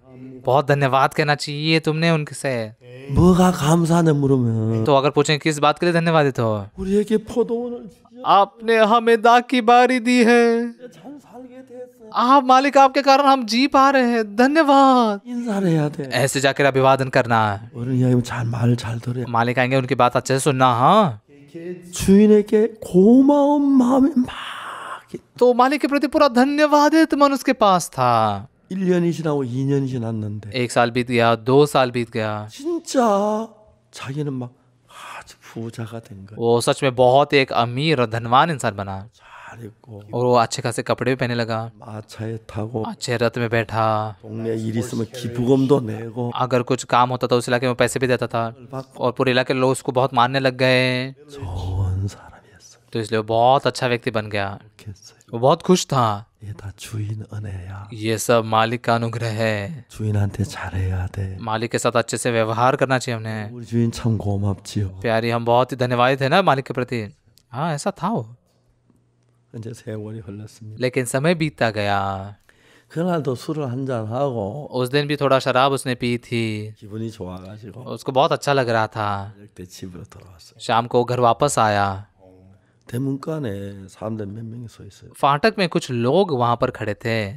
저놈들이 남의 집 대문간 왜 서 있지? ये लोग दूसरे के घर के फाटक पे क्यों खड़े हैं? This is front gate. 야야 너희들 이거 뭐야 여기? तुम ये क्या कर क्या रहे हो? कौन हो तुम? 뭐야 내가 묻잖아. हाँ मैं कौन हूँ तुम पूछ रहा हूँ ना मैं। 얘저딴 게 아니고 नहीं कुछ और काम नहीं था। 포도원 주인께서 세를 받으라고 저희를 보내셨. ये दाग की बारी के मालिक ने हमें किराया लेने के लिए भेजा है। 근데 제가 이 포도원이 맞는가 싶어서 지금 알아보고 있는데 लेकिन ये दाग की बारी यही है क्या, ये मैं ढूंढ रहा था थोड़ा सा। 드디어 주인이 싹을 받으러 보냈고. आखिरकार मालिक ने फल लेने के लिए लोगों को भेजा है। 돈은 준비돼 있지. ठीक है पैसे तो तैयार है। 그래. हाँ ठीक है 근데 이놈들아 लेकिन तुम लोग हैं, 세를 받으러 왔지만 왜 그리 금방 져? तुमसे किराया लेने के लिए आए हो लेकिन इतने घमंडी क्यों? हाँ ऐसे क्यों बात करते हैं? 이는 상상도 안 한 생각이 입에서 나오는 거야. उसने कभी सोचा भी नहीं था, कल्पना नहीं की थी ऐसी बात वो बोल रहा था। 아이 우리가 뭐라 그럽니까? नहीं हमने क्या कहा आपको? 이 자식 말 대꾸 하는 거. ये देखो उल्टा बात कर रहा है मेरे साथ में। हाँ 너 맛을 좀 봐야라. लगता है तुम्हें मेरे मुक्के का स्वाद चखाना ही पड़ेगा। हाँ 자기도 깜짝 놀라. वो भी आश्चर्यचकित हो गया। 내가 안 그러려고 했는데 मैंने तो ऐसा नहीं करना चाहा, 잘하려고 했는데 मालिक के साथ अच्छा व्यवहार करना चाहता था। 때리십니까? क्यों मार रहे हैं आप हमें? 그러십시오. आप बोलिए बस। हाँ 이 자식 ये 진짜 안 되면 대가리 뚫 깨뿔라. ये तू हाँ तेरा सिर फोड़ दूंगा मैं। 상상치 내가 왜 이렇게 하지? उस कल्पना भी नहीं की थी उसने, क्यों मैं ऐसा कर रहा हूँ। 하려고 했는데 मैं तो अच्छा से व्यवहार करना चाहता था, और लेकिन ये बात वो रोक नहीं पा रहा था। 아니 이것들이 사람을 무시도 분수가 이 자식들이 이거 और तुम लोगों को इतना इतना तुच्छ मानते हो, तुम घमंडी लोग हो। हाँ, 너 하지 마십시오. 저희들 그냥 세 받으러 नहीं ऐसा मत कीजिए, हम बस किराया लेने के लिए आए हैं। 알아 이 자식아 내가 그 몰라 자꾸 두 말에 내 바보 이 자식이 आप पता है मुझे क्या, मैं मूर्ख दिखता हूँ, दो बार बता रहे ये सारी बातें। हाँ, 이해가 안 가는 거예요. वो समझ ही नहीं पा रहा था 내가 왜 이러지? मैं ऐसा क्यों कर रहा हूँ। 주인한테 잘하려고 했는데 मैं तो मालिक के साथ अच्छा व्यवहार करना चाहता था, 하려고 했는데 मालिक के साथ अच्छे से बर्ताव करना चाहता हूँ, 자기 속에 자기도 뭐 그런 생각이 लेकिन उसके अंदर अनजाने में इस प्रकार की सोच ही उभर रही थी। 이 자식 그냥 좋은 말로 안 되겠네 이 새끼가 뭐 और तुमसे तो बात करने से नहीं मानोगे ना, तुम्हें तुम 어르신 진정하세요. थोड़ा सा होश में आइए, क्यों ऐसा कर रहे हैं आप। 잘못한 거 있어요? हमने क्या गलती की है। 까지도 이 자식 진짜 죽어봐야 할 और तू अंत तक मरना ही चाहता है ना। 아내가 나왔어요. तो पत्नी बाहर निकल आई। 너 왜 이래요? क्यों ऐसा कर रहे हैं आप। 자식들이 버릇없이 굴잖아. 자식아 네가 임마 새 받으러 하지. 네가 주인이야. ये देखो ना, ये मुझसे ऐसे बकवास में पंगा ले रहे। तुम किराया लेने के लिए आए तो किराया लेके चले जाओ। 도저히 믿어지지 않는 거예요. वो खुद भी विश्वास नहीं कर पा रहा था। 아니려고 했는데 मैं तो ऐसा नहीं करना चाहता था, 주인에게 잘하려고 मैं तो मालिक के साथ अच्छा व्यवहार करना चाहता था, धन्यवादित था। 한 대 때렸는데 लेकिन एक बार उसने मारा, 하늘에 넘어지면서 और लेकिन वो एक गिर गया 돌에 받쳐서 और उसका सिर पत्थर से टकरा गया 버렸어요. और वो मर गया। 나머지 다 도망을 하죠. बाकी के लोग सब भाग गए। 저녁이 깊었습니다. देर रात हो गई। 아내가 말합니다. पत्नी ने कहा, 당신 오늘 왜 그랬어? आज आपने ऐसा क्यों किया। 한 주인에게 잘해야 한다고 했잖아. आपने कहा था ना मालिक से अच्छा व्यवहार करो, धन्यवाद कहने के लिए कहा था ना, लेकिन क्यों ऐसा किया। आप पागल हो गए हो क्या। 나도 몰라. मैं भी नहीं जानता, 그러려고 안 했는데 मैं तो ऐसा नहीं करना चाहता था। 나 진짜 고마웠거든. मैं सच में बहुत धन्यवादित हूँ। 주인 같은 건 없거든. मालिक के जितना कोई नहीं है। 하려고 했는데 मैं तो अच्छा व्यवहार करना चाहता था, 왜 이랬지? क्यों मैंने ऐसा किया। 주인이 더 많은 종들을 보냈어. मालिक ने और ज्यादा दासों को भेजा। 자식들. ये बदमाश। हाँ, 사람 많이 데려와서 한번 붙어보자 이거지. ज्यादा लोगों को लेके आए ना लड़ने के लिए मेरे साथ। हाँ 좋아. ठीक है, 나도 사람 더 데려올게. मैं भी लोगों को लेके आता हूँ। 더 많이 데려왔어. उसने और लोगों को लेकर आया। 자 이제 해봐. ठीक है, अभी लड़ो, 해봐. चलो आओ।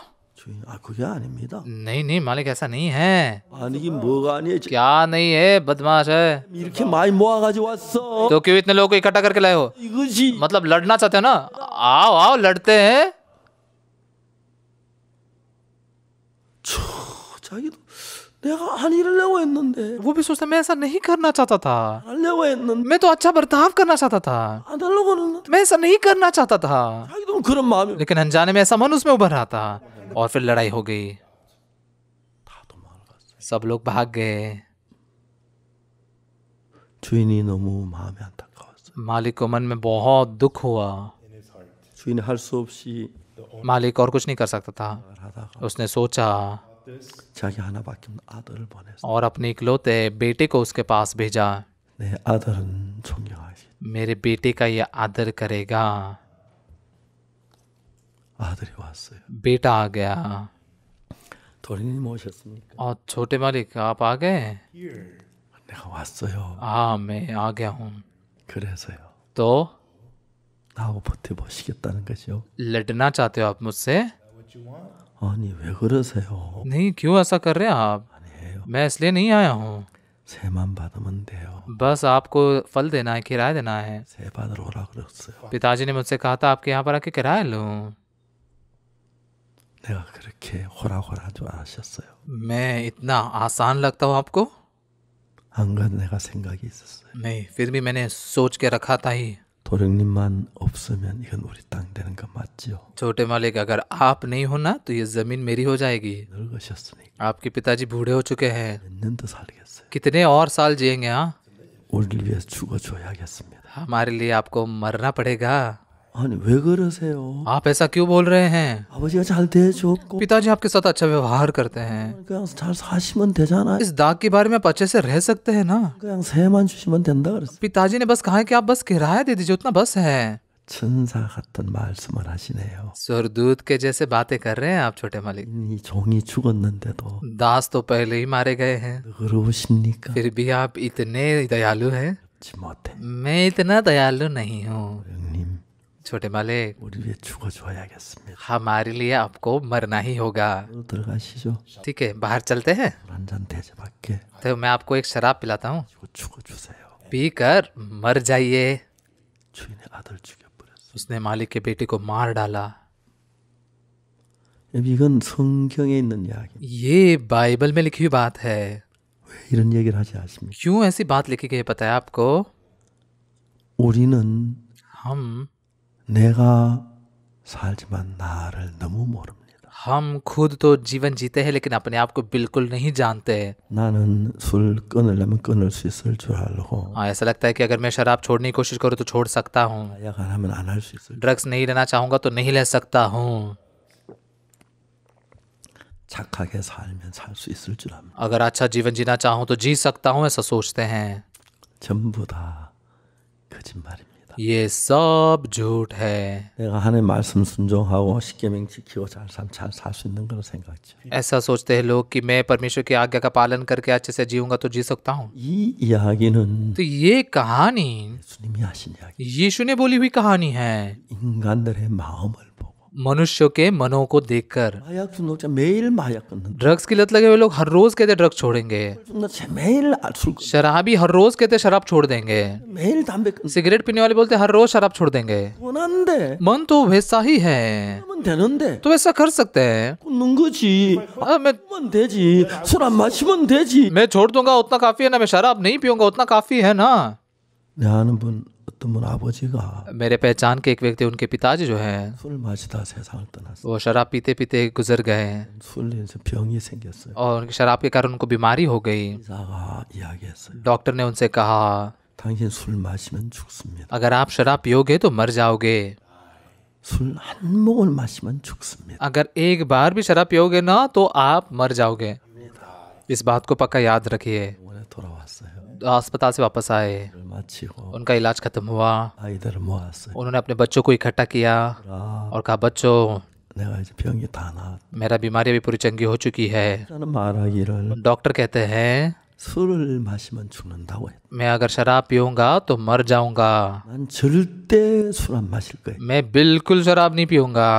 근데 너희들도 लेकिन तुम भी 내가 술 마시는 거 보고도 अगर मुझे शराब पीते हुए देखते हो तो 못하게 해라. मुझे पीने मत देना। 그렇게 이제 다 술을 끊었어요. तो ऐसे कहते हुए उसने पूरी शराब छोड़ दी। 그해 가을에 उस साल में पतझड़ के मौसम में 제가 두루마기를 입고 나서는 거예요. पिताजी उनका कोट पहन के बाहर जा रहे थे। 보통 이제 그 잔치집에 갈 때 두루마기 입고 가요. मतलब आमतौर पर जब किसी भोज में जाते हैं तो कोट पहन के जाते हैं। 아버지 어디 가십니까? पिताजी कहाँ जा रहे हैं? 친구 회갑집에 가. नहीं, मेरे दोस्त की 60वीं सालगिरह है। 아버지 가지 마십시오. पिताजी मत जाइए, 술 마시게 됩니다. वहां पर जाके आप शराब पियोगे। 야 이놈아, हे, 내가 술 마시 죽는 거 알면 술 마시겠어. अगर मुझे पता है कि शराब पी के मरूंगा तो शराब पीऊंगा क्या? 어떻게 보고 그래? तुम क्या समझते हो अपने पिता को? 그래서 그는 안 가는 게 좋습니다. तो नहीं, फिर भी नहीं जाना अच्छा है। 친구 잔치 그 회갑인데 मेरे दोस्त की 할이 돼? 60वीं सालगिरह, मैं नहीं जाऊंगा, कैसे जा सकता हूँ? मैं बस जाके शराब नहीं पीऊंगा, दूसरा 줘야지, 기뻐해 줘야지. दूसरा खाना खा सकता हूँ, जाकर बधाई देनी चाहिए, जाकर खुश होना चाहिए। 그래, तो ठीक है, 그렇지만 안 가야 할까? लेकिन फिर भी मत चाहिए। 이놈이 저 애비를 뭘로 하는 내가 그래 정신없는 사람인 줄 알아? तुम मुझे क्या इतना पागल समझते हो? मैं अपने पर नियंत्रण नहीं कर सकता? 내가 가서 술 안 마시고 그냥 놀다가 떡이나 먹고 올라갔는데 왜 그래? मैं जाकर शराब नहीं पीऊंगा, बस कुछ 근데 내가 좀 술 마시겠어? 쓸데없는 소리 하다. बस कुछ मिठाई वगैरह खा के मैं वापस आ जाऊंगा, शराब पी के मर जाऊंगा क्या? मैं शराब पीऊंगा क्या? क्या बकवास बोल रहे हो? 제가 잔치집에 갔습니다. तो पिताजी भोज के घर पे गए। 시골 잔치 하루 종일 뭐 술 마시고 놀고 이야기하죠. गांव के भोज में दिन भर शराब पीते हैं, खेलते हैं, बातें करते हैं। 먼저 가서 이야기를 했어요. तो इसलिए पहले जाकर उसने कहा, 다들 절대 나 술 권하지 마. तो मुझे बिल्कुल शराब पीने के लिए मत कहना, 술 마시면 죽어. अगर मैं शराब पीऊंगा तो मर जाऊंगा। 마시다 자기들 말려야 돼. तो इसलिए मैं पीते हुए भी तुमने रोकना चाहिए, 술 마시지 마라. तो कि तुम शराब मत पियो। 그냥 딴 거 먹어. तो इसलिए ठीक है, तुम मत पियो, दूसरा कुछ खाओ। 즐거웠어. और भोज बहुत ही खुशी भरा था। 점심 먹고 난 뒤에 दोपहर का खाना खाने के बाद 술잔을 꺼집어내서 मतलब उन्होंने शराब निकाली। 그만 줘봐. मुझे बस थोड़ी सी दे दो। 그건 이 정도 마시면 괜찮겠지. इतनी सी पी लेने से ठीक होता है, कुछ नहीं था। 안 마시는 게 좋아. नहीं, फिर भी तुमने नहीं पीना अच्छा है। 야, 그 조금 마신다고 죽어 안 죽어? नहीं, थोड़ी बहुत पीने से थोड़ी मरने वाला, नहीं मरूंगा मैं। 괜찮아. ठीक है, 또 안 마시는 게 좋아. नहीं फिर भी नहीं पीना अच्छा है। 야, 그러지 말고 ऐसा मत करो। 친구들이 그 조금 줘라. 그거 마신다고 뭐 거기 많이 죽겠나? तो दोस्त कह रहे हैं, थोड़ा बहुत मांग रहे, दे दो यार, क्या मर जाएगा क्या इसमें इतने से। 아주 조금 줬어. तो इसलिए बहुत ही थोड़ी सी शराब उसको दे दी गई। 줬어요. तो उसने पी ली। 아무렇지 않아요. कुछ भी नहीं लग रहा था उसको। 아무렇지 않네. देखो मैं ठीक हूँ ना। 의사 그거 거짓말한 거 아니야? ये डॉक्टर ने झूठ तो नहीं बोला था ना। 하지 말라고 그런 거. उसने कहा था मतलब शराब मत पियो, बस इसलिए ऐसा कहा होगा उसने। हाँ, 조금만 더 줘봐. थोड़े और दे देना, 이만큼. थोड़ा और इतना। 야, 먹는 게 좋아. नहीं नहीं पीना अच्छा तुम्हारे लिए। नहीं ठीक है ठीक है ठीक है यार, नहीं थोड़ा पीने से ठीक है, थोड़ा थोड़ा और दे देना, थोड़ा सा और। 아무렇지 않아요. तो उसे कुछ भी नहीं लग रहा था। 의사라는 게 डॉक्टर जो होता है ना, 모른다고 उनको तुम पहचानते नहीं हो। 말해가지고 वो झूठ बोलते हैं 마시면 죽는다 그래. और कहते हैं कि शराब पियोगे तो मर जाओगे। 그렇지도 않네. पीने के बाद कुछ नहीं हो रहा है, देखो। 의사가 우리 속인 거야. डॉक्टर ने हमें फंसाया, धोखा दिया। डॉक्टर है, 좀 더 줘봐. थोड़ा और दे देना। 마셨어. तो पी लिया उसने, 아무렇지 않았어. कुछ भी नहीं हुआ उसको। 아무렇지 않구만. देख मैं तो ठीक हूँ ना बिल्कुल। 아 말이야. ये डॉक्टर जो है 말한 거야. झूठ बोला है उसने। 안 줘봐. एक और ग्लास दे देना। 마셨어. उसने पिया, 아무렇지도 않아. कुछ भी नहीं हो रहा था। 차는 मैं ठीक हूँ। 2잔 마셨어. उसने 2 ग्लास पिए, 석 잔 마셨어. 3 ग्लास पिए, कुछ भी नहीं हुआ उसको। 저녁 때가 됐어. रात हो गई, 이제 잔치가 더 끝날 쯤 भोज खत्म होने का समय आ गया। 속이 안 좋네. उसका पेट में खराबी हो गई, 술 마셔서 그런가? और शायद से शराब पी इसलिए। 아이고 배야. मेरा पेट, 아이고 배야. मेरा पेट, 깼다. मैं मर जाऊंगा। 배야. मेरा पेट। 죽어버렸어. और वो मर गया। 사람들이 그래. लोग ऐसे हैं, 다 그래요. सब ऐसे ही है, 우리가 내 생각 나를 잘 못 믿기. क्योंकि हम अपने आप पर भरोसा नहीं कर सकते। 내가 술 마셔 죽는다 하면 술 안 마시려고 했고 तो इसलिए मैं शराब पीने से मर जाऊंगा कहा था, इसलिए मैं शराब नहीं पीना चाहता था। 안 마실 줄 알아. और मुझे लगा कि मैं नहीं पीऊंगा। 농부들이 주인에게 잘하려고는 잘할 줄 알았어. किसानों को लगा कि मालिक के साथ अच्छा व्यवहार करूंगा तो अच्छा व्यवहार कर सकता हूँ। 특별한 농부 이야기만 아니고 ये कोई विशेष किसानों की कहानी नहीं है। 인간이 다 그렇습니다. मनुष्य सब ऐसे हैं, 그렇지 않은 사람 아무도 없습니다. हर एक व्यक्ति ऐसा ही है। 많은 사람들은 लेकिन बहुत सारे लोग 없습니다. धोखा खाते हैं। 내가 술 끊으면 끊을 수 있어. अगर मैं शराब छोड़ना चाहूँ तो छोड़ सकता हूँ। 번짓 안 하면 돼. अगर मैं बुरा काम नहीं करूँगा उतना काफ़ी है। 안 하면 돼. मैं झूठ नहीं बोल दूंगा तो ठीक है। 내가 성실하게 주님 말씀 딱 अब मैं ईमानदारी से प्रभु के वचन के अनुसार जीऊंगा। 지켜야 돼. मैंने अभी व्यवस्था का पालन करना है। 중요한 것이 뭐냐? तो महत्वपूर्ण बात क्या है? 예수님이 우리에게 얘기하는 것은 यीशु हमसे क्या कहता है? 내가 조심하라는 얘기가 아니야. यीशु हमें सावधान रहने के लिए नहीं कहता, 하지 마라 그런 이야기. या शराब मत पियो, ऐसी बातें नहीं कह रहा है। 내가 그리스도와 함께 십자가에 못 박혀야 한다. वो कहता है कि हमें यीशु के साथ क्रूस पर चढ़ाया जाना जरूरी है। 저는 우리 교회 전도자들 가운데 형제자매들 가운데서 हमारे चर्च के पास्टर लोग और भाई बहनों के बीच में 구원을 받고 그렇게 기뻐하고 즐거워했던 사람들이 उद्धार पाकर इतने खुश और आनंदित हुए ये लोग, 매 타락해서 세상에 빠지는 걸 많이 봐. अक्सर मैंने उनको भ्रष्ट होकर संसार में गिरते हुए देखा है। 정말 교회와 제사 안 받고 기뻐한 교회를 सच में पापों की क्षमा पाकर चर्च के प्रति बहुत आनंदित हुए थे, 대적이 하고 वो उसी के विरुद्ध में जाते हैं 교회 나쁘다고 많은 형제자매 और झूठ बोलकर चर्च को बुरा भला कहते हैं। 많이 봤어. ऐसे बहुत लोगों को देखा है। 주의 종에게 복음을 듣고 प्रभु के दास से सुसमाचार सुनकर 을 받았는데 उद्धार पाए हैं, फिर भी 나에게 속하니 शैतान से धोखा खाते हैं 나쁘게 말하고 और दास के बारे में बुला भला कहते हैं, झूठ बोलते हैं। I've seen a lot of people ऐसे बहुत देखा है मैंने। 문제는 समस्या क्या है? 우리 자신을 믿어서 안 됩니다. हमने अपने आप पर विश्वास नहीं करना चाहिए। 대부분 사람들은 ज्यादातर लोग 자기가 죄를 좀 짓긴 했지만 मैंने थोड़ा बहुत पाप तो किया है, 괜찮은 사람으로 알고 있습니다. लेकिन अपने आप को ठीक ठाक मानते हैं। 여러분 모두가 다 आप सभी लोग 사단에게 빠지면 अगर शैतान में गिरोगे तो 열 수 있고 पाप कर सकते हो, 악을 행할 수 있고 दुष्टता भी कर सकते हो। 가룟 유다처럼 यहूदा इस्करियत के समान 예수를 팔 수도 있고 यीशु को पकड़वा भी सकते हो 그리고 무서운 악한 사람이 될 수가 있고 और एक बहुत ही डरावना दुष्ट व्यक्ति बन सकते हो। 마귀가 여러분 속이는데 शैतान आपको धोखा देता है, धोखा खाओगे आप तो 이가 될 수 있어. तो आप शैतान बन सकते हो। 사람들은 लेकिन लोग 자기를 믿습니다. अपने आप पर विश्वास करते हैं। 난 주인에게 잘해야지. किसान सोचते हैं मैंने मालिक के साथ अच्छा व्यवहार करूंगा, उनकी अच्छी सेवा करूंगा, 잘 될 걸로 믿습니다. फिर सब कुछ अच्छा हो जाएगा, ऐसे विश्वास किया। 그건 여러분 자신을 믿는 ये आपके खुद पर विश्वास करना है। 신지혜롭게 शैतान हमसे कई ज्यादा बुद्धिमान है। 예수님의 제자들 다 주님을 버렸습니다. यीशु के चेलों ने भी सबने यीशु को फेंक दिया।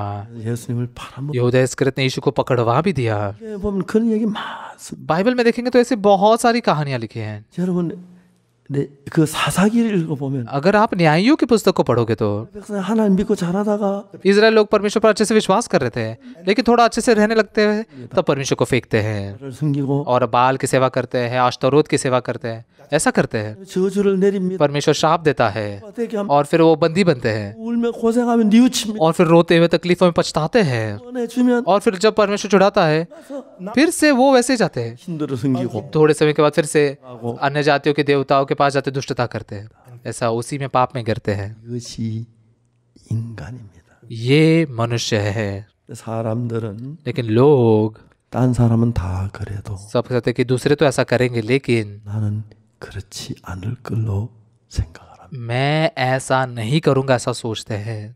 모두 다 그렇게 생각. सभी लोग ऐसा सोचते हैं। 그렇기 때문에 इसलिए 여러분 믿으면 अगर आप अपने आप पर विश्वास करोगे, अगर आप अपने आप पर विश्वास करोगे 금방 지금은 안 그런 것 같지만 तुरंत ही, मतलब भले अभी ऐसा नहीं होंगे, फिर भी 마귀의 종이 될 수가 있어. शैतान के दास बन सकते हो। 이건 예수님이 하신 이야기는 ये यीशु ने कही हुई बात है 농부에 관한 얘기. दाकी भर के किसानों के बारे में। 농부 주인에게 얼마나 고마운 일을 ये किसान जो थे मालिक के प्रति कितने धन्यवाद थे। 정말 가난하고 비참하게 살다 सच में गरीबी में, दयनीयता में जी रहे थे, 돈을 맡긴데 잘 살게 돼. लेकिन दाकी बारी उनको मिली, बहुत अच्छे से जीने लगे, 됐고 행복하게 बहुत धनवान बने, बहुत खुश हुए। 뭐 주인의 은혜야 감사해. ये सब मालिक का अनुग्रह है, धन्यवादित होना चाहिए, धन्यवादित होना चाहिए।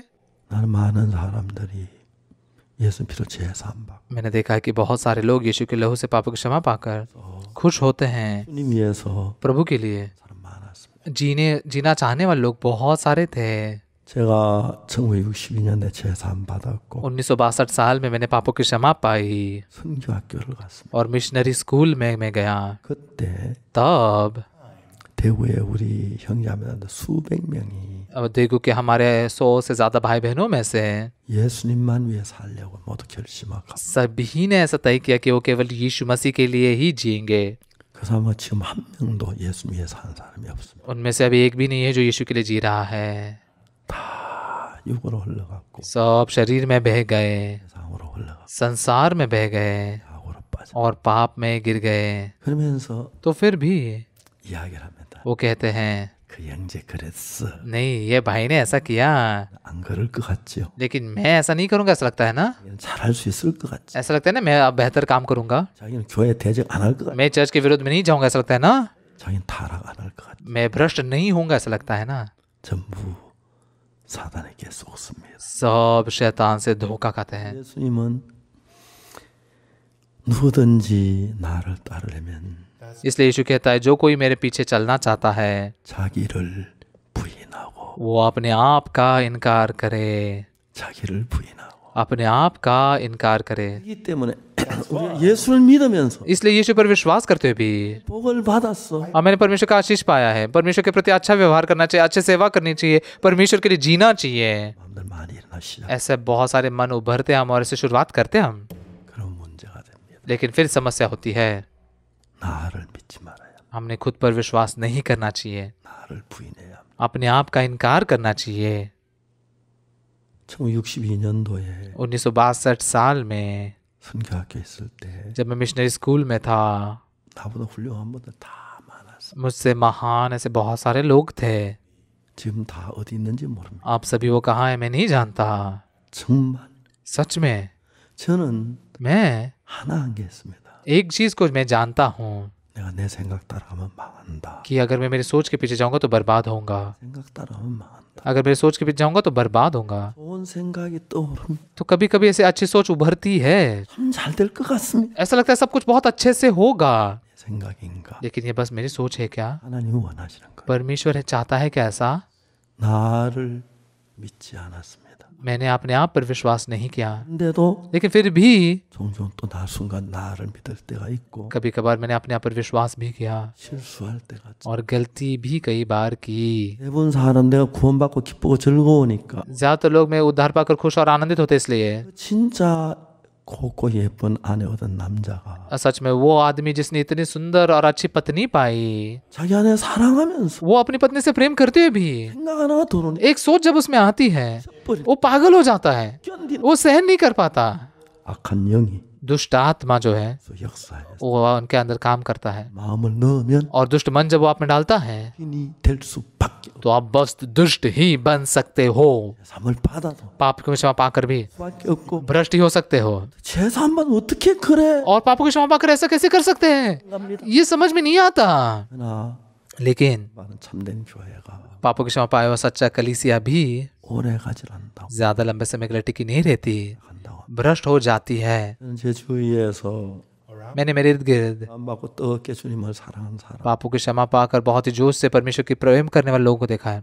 वो भ्रष्ट हो गए, 을 마시고 शराब पिए 다음에 본 사랑 본 것을 본 것이 한둘이 아니에요. और उड़ाओ जीवन जीने लग गए. ऐसे मैंने एक दो लोगों को नहीं, बहुत लोगों को देखा है. 우리 누구든지 간에 हम चाहे जो कोई भी क्यों ना हो, 사탄이 끌려갑니다. शैतान जब हमें खींचता है हम खींचे जाते हैं. 나를 믿지 말아요. तो इसलिए हमने अपने आप पर विश्वास नहीं करना है, 예수 그리스도만 바라봐요. बस यीशु मसीह को ही देखना है. 내가 뭘 하겠다 मैं क्या करूंगा 믿지 말아요. इस बात पर विश्वास नहीं करना चाहिए. 나는 मैं 추하고 더럽고 दुष्ट हूँ, गंदा हूँ, 사탄에게 속을 수밖에 없어. शैतान से बस धोखा ही खा सकता हूँ. 예수님이 나를 이끄셔야 돼. यीशु ने मुझे चलाना चाहिए. 주님이 내 삶을 이끌어야 돼. प्रभु ने मेरे जीवन को चलाना चाहिए. 전도자 가운데서도 पास्टर लोगों के बीच में से भी 이를 믿는 사람들이 अपने आप पर विश्वास करने वाले लोग बहुत सारे हैं. 그래서 이 놀라운 제사함을 받고도 तो इसलिए इतने अद्भुत पापों की क्षमा को पाकर भी 금방 사탄에 속아 तुरंत शैतान से धोखा खाते हैं, 마시고 शराब पीते हैं, 약하고 ड्रग्स लेते हैं, 빠지고 पाप में गिरते हैं, 교회를 대적하고 चर्च के विरुद्ध जाते हैं, 거스리고 यीशु के विरुद्ध में जाते हैं. 얼마든지 कभी भी 그럴 수 있습니다. शैतान ऐसा कर सकता है. 마태복음 21장 한 이야기. यीशु मत्ती के 21 अध्याय में क्या कहता है? 농부는 진짜 주인에게 잘하고 ये दाख की बारी के किसान मालिक के साथ अच्छा व्यवहार करना चाहिए, धन्यवादित है. 생각지 않았어. ऐसा करने के लिए उन्होंने सोचा नहीं था. 나중에 주인의 아들을 죽이는 거기까지 가는 거예요. लेकिन ये लोग मालिक के बेटे को भी मारने तक पहुंच गए. 어느 누구도 여러분 가운데서 आप में से कोई भी 내가 그럴 사람이라고 생각지 않을 겁니다. आप नहीं सोचोगे कि मैं ऐसा व्यक्ति हूँ. 사탄이 역사하면 अगर शैतान काम करेगा तो 또 사탄이 됩니다. आप भी शैतान बन जाते हो. 나를 믿지 말아야 합니다. तो इसलिए खुद पर विश्वास नहीं करना है, 예수님을 믿어야 합니다. यीशु पर विश्वास करना है. 예수님의 뜻인가? ये यीशु की इच्छा है क्या? 어떻게 말하는 가 बाइबल क्या कहती है? 예수님 말씀을 따르지 아니하면 तो इसलिए अगर यीशु के वचन के पीछे नहीं चलेंगे 여러분 속여서 शैतान आपको धोखा देगा. 죄에 빠지기 하나도 어렵. आपको पाप में गिराना बिल्कुल भी मुश्किल नहीं है. 주님 앞에 प्रभु के सामने 겸비해야 합니다. नम्र होना है, हमें 온유해야 하고 हमने नीचे मन होना है, 그를 믿지 말아요. अपने आप पर विश्वास नहीं करना है. 많은 사람들이 बहुत सारे लोग 구원을 받고 उद्धार पाकर 죄의 사함을 받았어요. पापों की क्षमा को उन्होंने पाया है. 여러분 어제 오늘 새벽에 और कल और आज सुबह भी 장로님하고 아들이 있었습니다. एक एल्डर थे और उनके बेटे थे. 새벽에 저에게 전화를 했어요. भोर को उन्होंने मुझे फोन किया. 새벽 4시에 भोर को 4 बजे 전화를 받았어요. मैंने उनका फोन उठाया. 제가 목사님한테 갑니다. 좀 만나 주시겠습니까? पास मैं आपके पास आ रहा हूँ, क्या आप थोड़ा मुझसे मिल सकते हैं? 여기 오면 몇 시쯤 되냐고. तो यहाँ पर आप कितने बजे पहुँचोगे? 지금 5시쯤 되겠어. मैं सुबह 5 बजे पहुँच पाऊंगा. 목사님 좀 뵙고 싶어. तो पास आपसे थोड़ा मिलना चाहता हूँ. 내가 우리 손자를 내일 군대 가기 때문에 데리러 가는 길인데 मैं मेरे पोते को जो सेना में जा रहे हैं उसको ले जाने के लिए जा रहा हूँ। 나완자촌에 있던 장로님이셨어요. वो कोड़ियों की बस्ती में रहने वाले एक एल्डर थे 제가 78년도인가 और मुझे लगता है शायद से 1978 में 촌에 가서 집회를 해서 मैं कोड़ियों की बस्ती में लेकर जाकर वहाँ सेमिनार लिया था 수없이 많은 나완자들이 और बहुत सारे कोड़ियों ने पापों की क्षमा पाई थी। 그 가운데 한 장로님은 उनमें से एक जो एल्डर थे 자기 집에 닭을 먹이는데 उनके घर पे बहुत सारी मुर्गियों को पालते थे। 제사함 받고 난 뒤에 पापों की क्षमा को पाने के बाद में 자기 아내에게 얘기했습니다. उन्होंने अपनी पत्नी से कहा 여보, 이제 오늘부터 내가 무슨 일 당신 나한테 말리지 마라. तो अभी से मैं जो कुछ भी करूंगा ना तो मुझे बिल्कुल मत रोकना। 그리고 닭을 반을 팔았어. तो उन्होंने आधी मुर्गियों को बेच दिया। 우리 집에 닭이 6,000수가 있는데 हमारे घर पे 6,000 मुर्गियां हैं। 3,000수만 해도 얼마든지 밥 먹고 산다. 3,000 मुर्गियों से हम खाना खाकर अच्छे से जी सकते हैं। 닭을 반을 팔았어. उन्होंने आधी मुर्गियां बेच दी 그걸 가지고 और फिर उसे लेकर 가방에 그 돈을 넣었어요. उन्होंने अपने बैग में पैसे डाल दिए 자기 친구 장로들을 찾아갔어요. और अपने दोस्त जो एल्डर थे उनके पास गए 제사함 받아. और कहने लगे मैंने पापों की क्षमा पाई है, मैं नए सिरे से जन्म पाया हूँ। कैसे? 박옥수 목사님이 집회를 했어요. पास्टर ओक्सू पार्क ने आकर हमारे यहाँ सेमिनार लिया।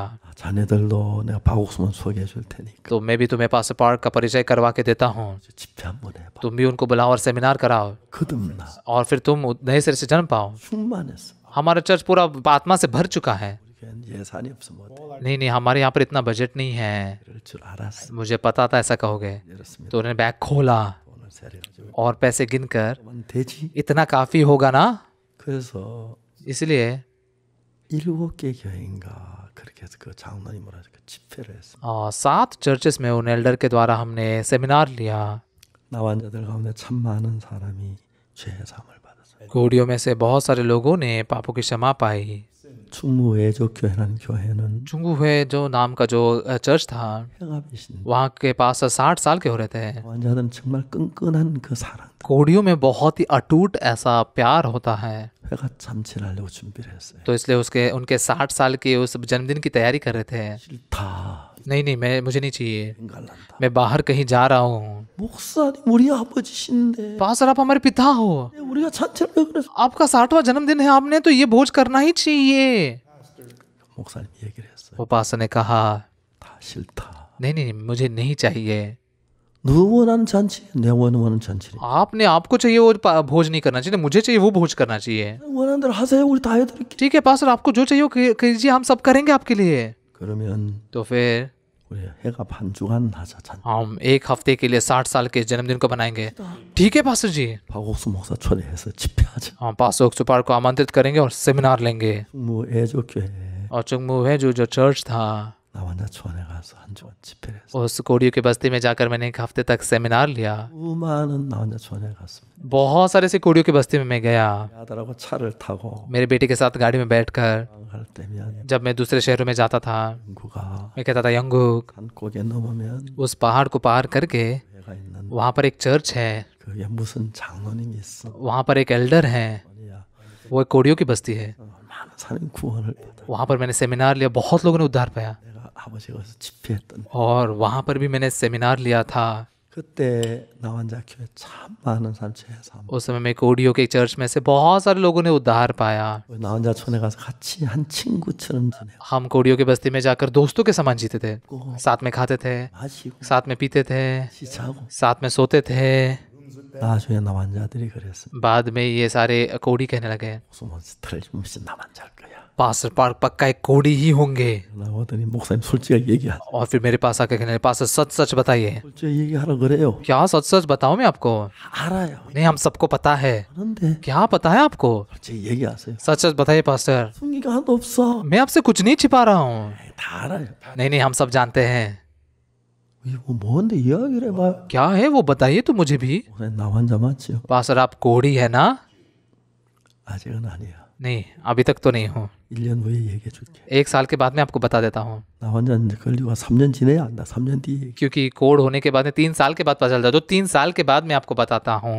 Tell you in 3 years. 참 좋았습니다. मैं बहुत खुश था। 많은 남자촌 집회를 했고 बहुत सारे ऐसे कोड़ियों की बस्ती में हमने सेमिनार लिया, 여수의 양원교회 집회 विशेष करके यीशु के यावन चर्च में जो सेमिनार हुआ, 집회는 뭐한 700~800명 되는 사람들 उस सेमिनार में लगभग 700-800 लोग थे। 구원을 받고 기뻐하고 सब उद्धार पाए, आनंदित हुए, 너무 행복했어요. वो बहुत खुश थे। 정말 그들은 생명을 다 주를 위해서 한 거예요. सच में वो पूरी जिंदगी भर प्रभु के लिए जिएंगे ऐसा उनको लगा। 오늘 대구에 있는데 एक दिन में जब मैं देगू में था, 우리 집에 찾아왔어요. कुछ लोग हमारे घर पर आए।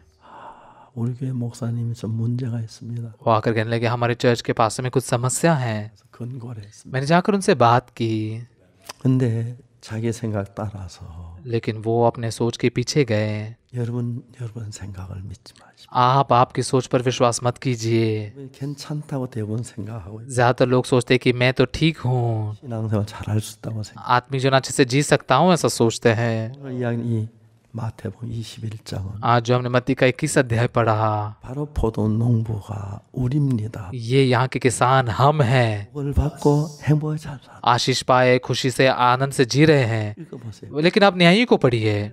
가난다 잘 살면 इजराइल लोग कनान देश में जब अच्छे से रहते थे, 바알 섬기고 तुरंत बाल की आराधना करते थे, अष्टरोत की आराधना करते थे, 어려움 당하면 और फिर से मुश्किल आती थी, 기도하고 फिर रोते हुए प्रार्थना करते थे, 또 이제 뭐 포로를 당하게 하면 어렵다가 और फिर बंदी बनाए जाते थे, मुश्किल में होते थे, फिर मन फिर आते थे, 뭘 줍니다. फिर आशीष मिलता था, 살다가 फिर से अच्छे से रहते थे, 악으로 빠지고 और फिर से दुष्टता में गिरते थे। 계속 하는 것이 ये लगातार होता गया। 아닙니다. ये मनुष्य है, 그래서 इसीलिए 나를 부인해야 합니다. अपने आप का इनकार करना जरूरी है। 앞으로 잘해야겠다. और मैंने आगे से अच्छे से व्यवहार करना है, 그걸 믿지 마세요. मैं अच्छे से करूंगा, ऐसे विश्वास मत कीजिए। 만 믿어야 합니다. बस परमेश्वर पर विश्वास करना है। 가고 आपके फैसले, 내 결정 आपके निर्णय, 아무것도 아닙니다. ये कुछ भी नहीं है। 여기 포도원 농부들은 तो यहाँ पर इदाक की बारी के किसान, 너무 은혜를 있고 उन्होंने मालिक से बहुत अनुग्रह पाया 하려고 했습니다. और अच्छे से जीना चाहते थे, लेकिन 내 아들을 죽입니다. उन्होंने मालिक के बेटे को मार डाला। 상상치 못한 일. इसकी कल्पना भी नहीं कर सकते, 멸망을 당합니다. और फिर नाश हो गए। 인간이 그렇다는 거예요. हम मनुष्य ऐसे हैं। 그런데도 लेकिन फिर भी 뭐라고 했습니까? ये किसान क्या कहते हैं, 이렇게 잘해야 नहीं, मैं मालिक के साथ अच्छा व्यवहार करूंगा, 고마운 사- मैं मेरे मालिक के प्रति धन्यवादित हूँ, उनके साथ अच्छा व्यवहार करना है। 아내가 얘기를 해요. पत्नी कहती है, 당신 미친 사람 같았어. तुम पागल जैसे दिख रहे थे, 아이들께 주인에게 잘하라고 그랬잖아. तुमने बच्चों से कहा ना इतना अच्छा व्यवहार करो, 왜 그렇게 했어? इसे अच्छे से रहो कह रहे थे, क्यों तुमने क्यों ऐसा किया? 뭐 미친 사람. कल शाम को तुम बिल्कुल पागल हो गए थे, ऐसा लग रहा था। 우리 모두 사단에게 쏘면 हम सब जब शैतान से धोखा खाते हैं, 미칩니다. पागल हो जाते हैं, 정상일 수 없습니다. सामान्य नहीं रह पाते हैं। 그 사람 나쁜 사람이야. नहीं, वो बुरे हैं, वो 그 사람 사탄이 역사하면 그렇습니다. हाँ, वो व्यक्ति में जब शैतान काम करता है ना, तो ऐसा होता है। 정말 우리는 나를 믿지 말아야 합니다. सच में हमने अपने आप पर विश्वास नहीं करना है। 내가 잘할 수 있다고 믿지 마. विश्वास करके मैं कुछ तो बेहतर कर सकता हूँ, ऐसा विश्वास नहीं 질 करना है। 수밖에 없는 거라. मैं बस दुष्टता में ही गिर सकता हूँ, 언제든지 죄에 빠질 수. कभी भी मैं पाप में गिर सकता हूँ। 그래서 모든 걸 예수님께 맡기고 इसलिए हर एक बात को यीशु के हाथ में सौंप कर 생각을 부인해야 하고 अपने सोच का इनकार करना जरूरी है, 주님의 말씀만을 따라야 하고 और केवल यीशु के वचन के ही पीछे चलना है। 기뻐하는 사람 타락한 사람 많이 पापों की क्षमा पाकर खुश होकर भ्रष्ट होने वाले लोगों को बहुत देखा है। प्रभु के विरोध जाते हैं और इसकी निंदा करते हैं, चर्च के विरोध जाते हैं, 상상도 못합니다. इसकी कल्पना भी नहीं कर सकते हम। 여러분 전부 다 आप 될 수도 있습니다. आप सभी लोग भी ऐसा बन सकते हो, 자신을 믿으면 अगर आप अपने आप पर विश्वास करोगे। 믿지 말고 तो अभी आप खुद पर विश्वास मत कीजिए, 말씀만 믿는 믿음을 가질 때 बस बाइबल के वचन पर विश्वास करने का विश्वास रखिए, 을 받을 수가 있어요. तब परमेश्वर से आशीष पा सकते हैं। 오래 लंबे समय के लिए 을 섬기면서 प्रभु की सेवा करते हुए 살게 되고 सुसमाचार के लिए आप जिए, ऐसा मैं आशा करता हूँ। 같이 있던 전도자들 가운데 मेरे साथ में जो सारे पास लोग थे, 좋았던 사람 उनमें से बहुत ही ज्यादा अच्छे लोग थे, 살아가는 걸 लेकिन वो 많이 봤습니다. बहुत लोगों को भ्रष्ट होते हुए मैंने देखा। 언제든지 타락할 수 있고 मैं भी कभी भी भ्रष्ट हो सकता हूँ, 잘못될 수 있어요. मैं भी गलत हो सकता हूँ। 나를 믿지 맙시다. अपने आप पर विश्वास नहीं करेंगे, 말씀만 믿. वचन पर विश्वास करेंगे। 결심하면 돼. मेरा निर्णय करना अच्छा होगा, मैं अच्छे से कर पाऊंगा, 절대 안 됩니다. ऐसा बिल्कुल नहीं होता। 그래서 इसलिए 생각 다 버리고 अपने सोच को पूरा फेंक कर 믿어야 बस परमेश्वर पर विश्वास करके 뭘 가질 수. सच्चा आत्मिक जीवन हम जी सकते हैं।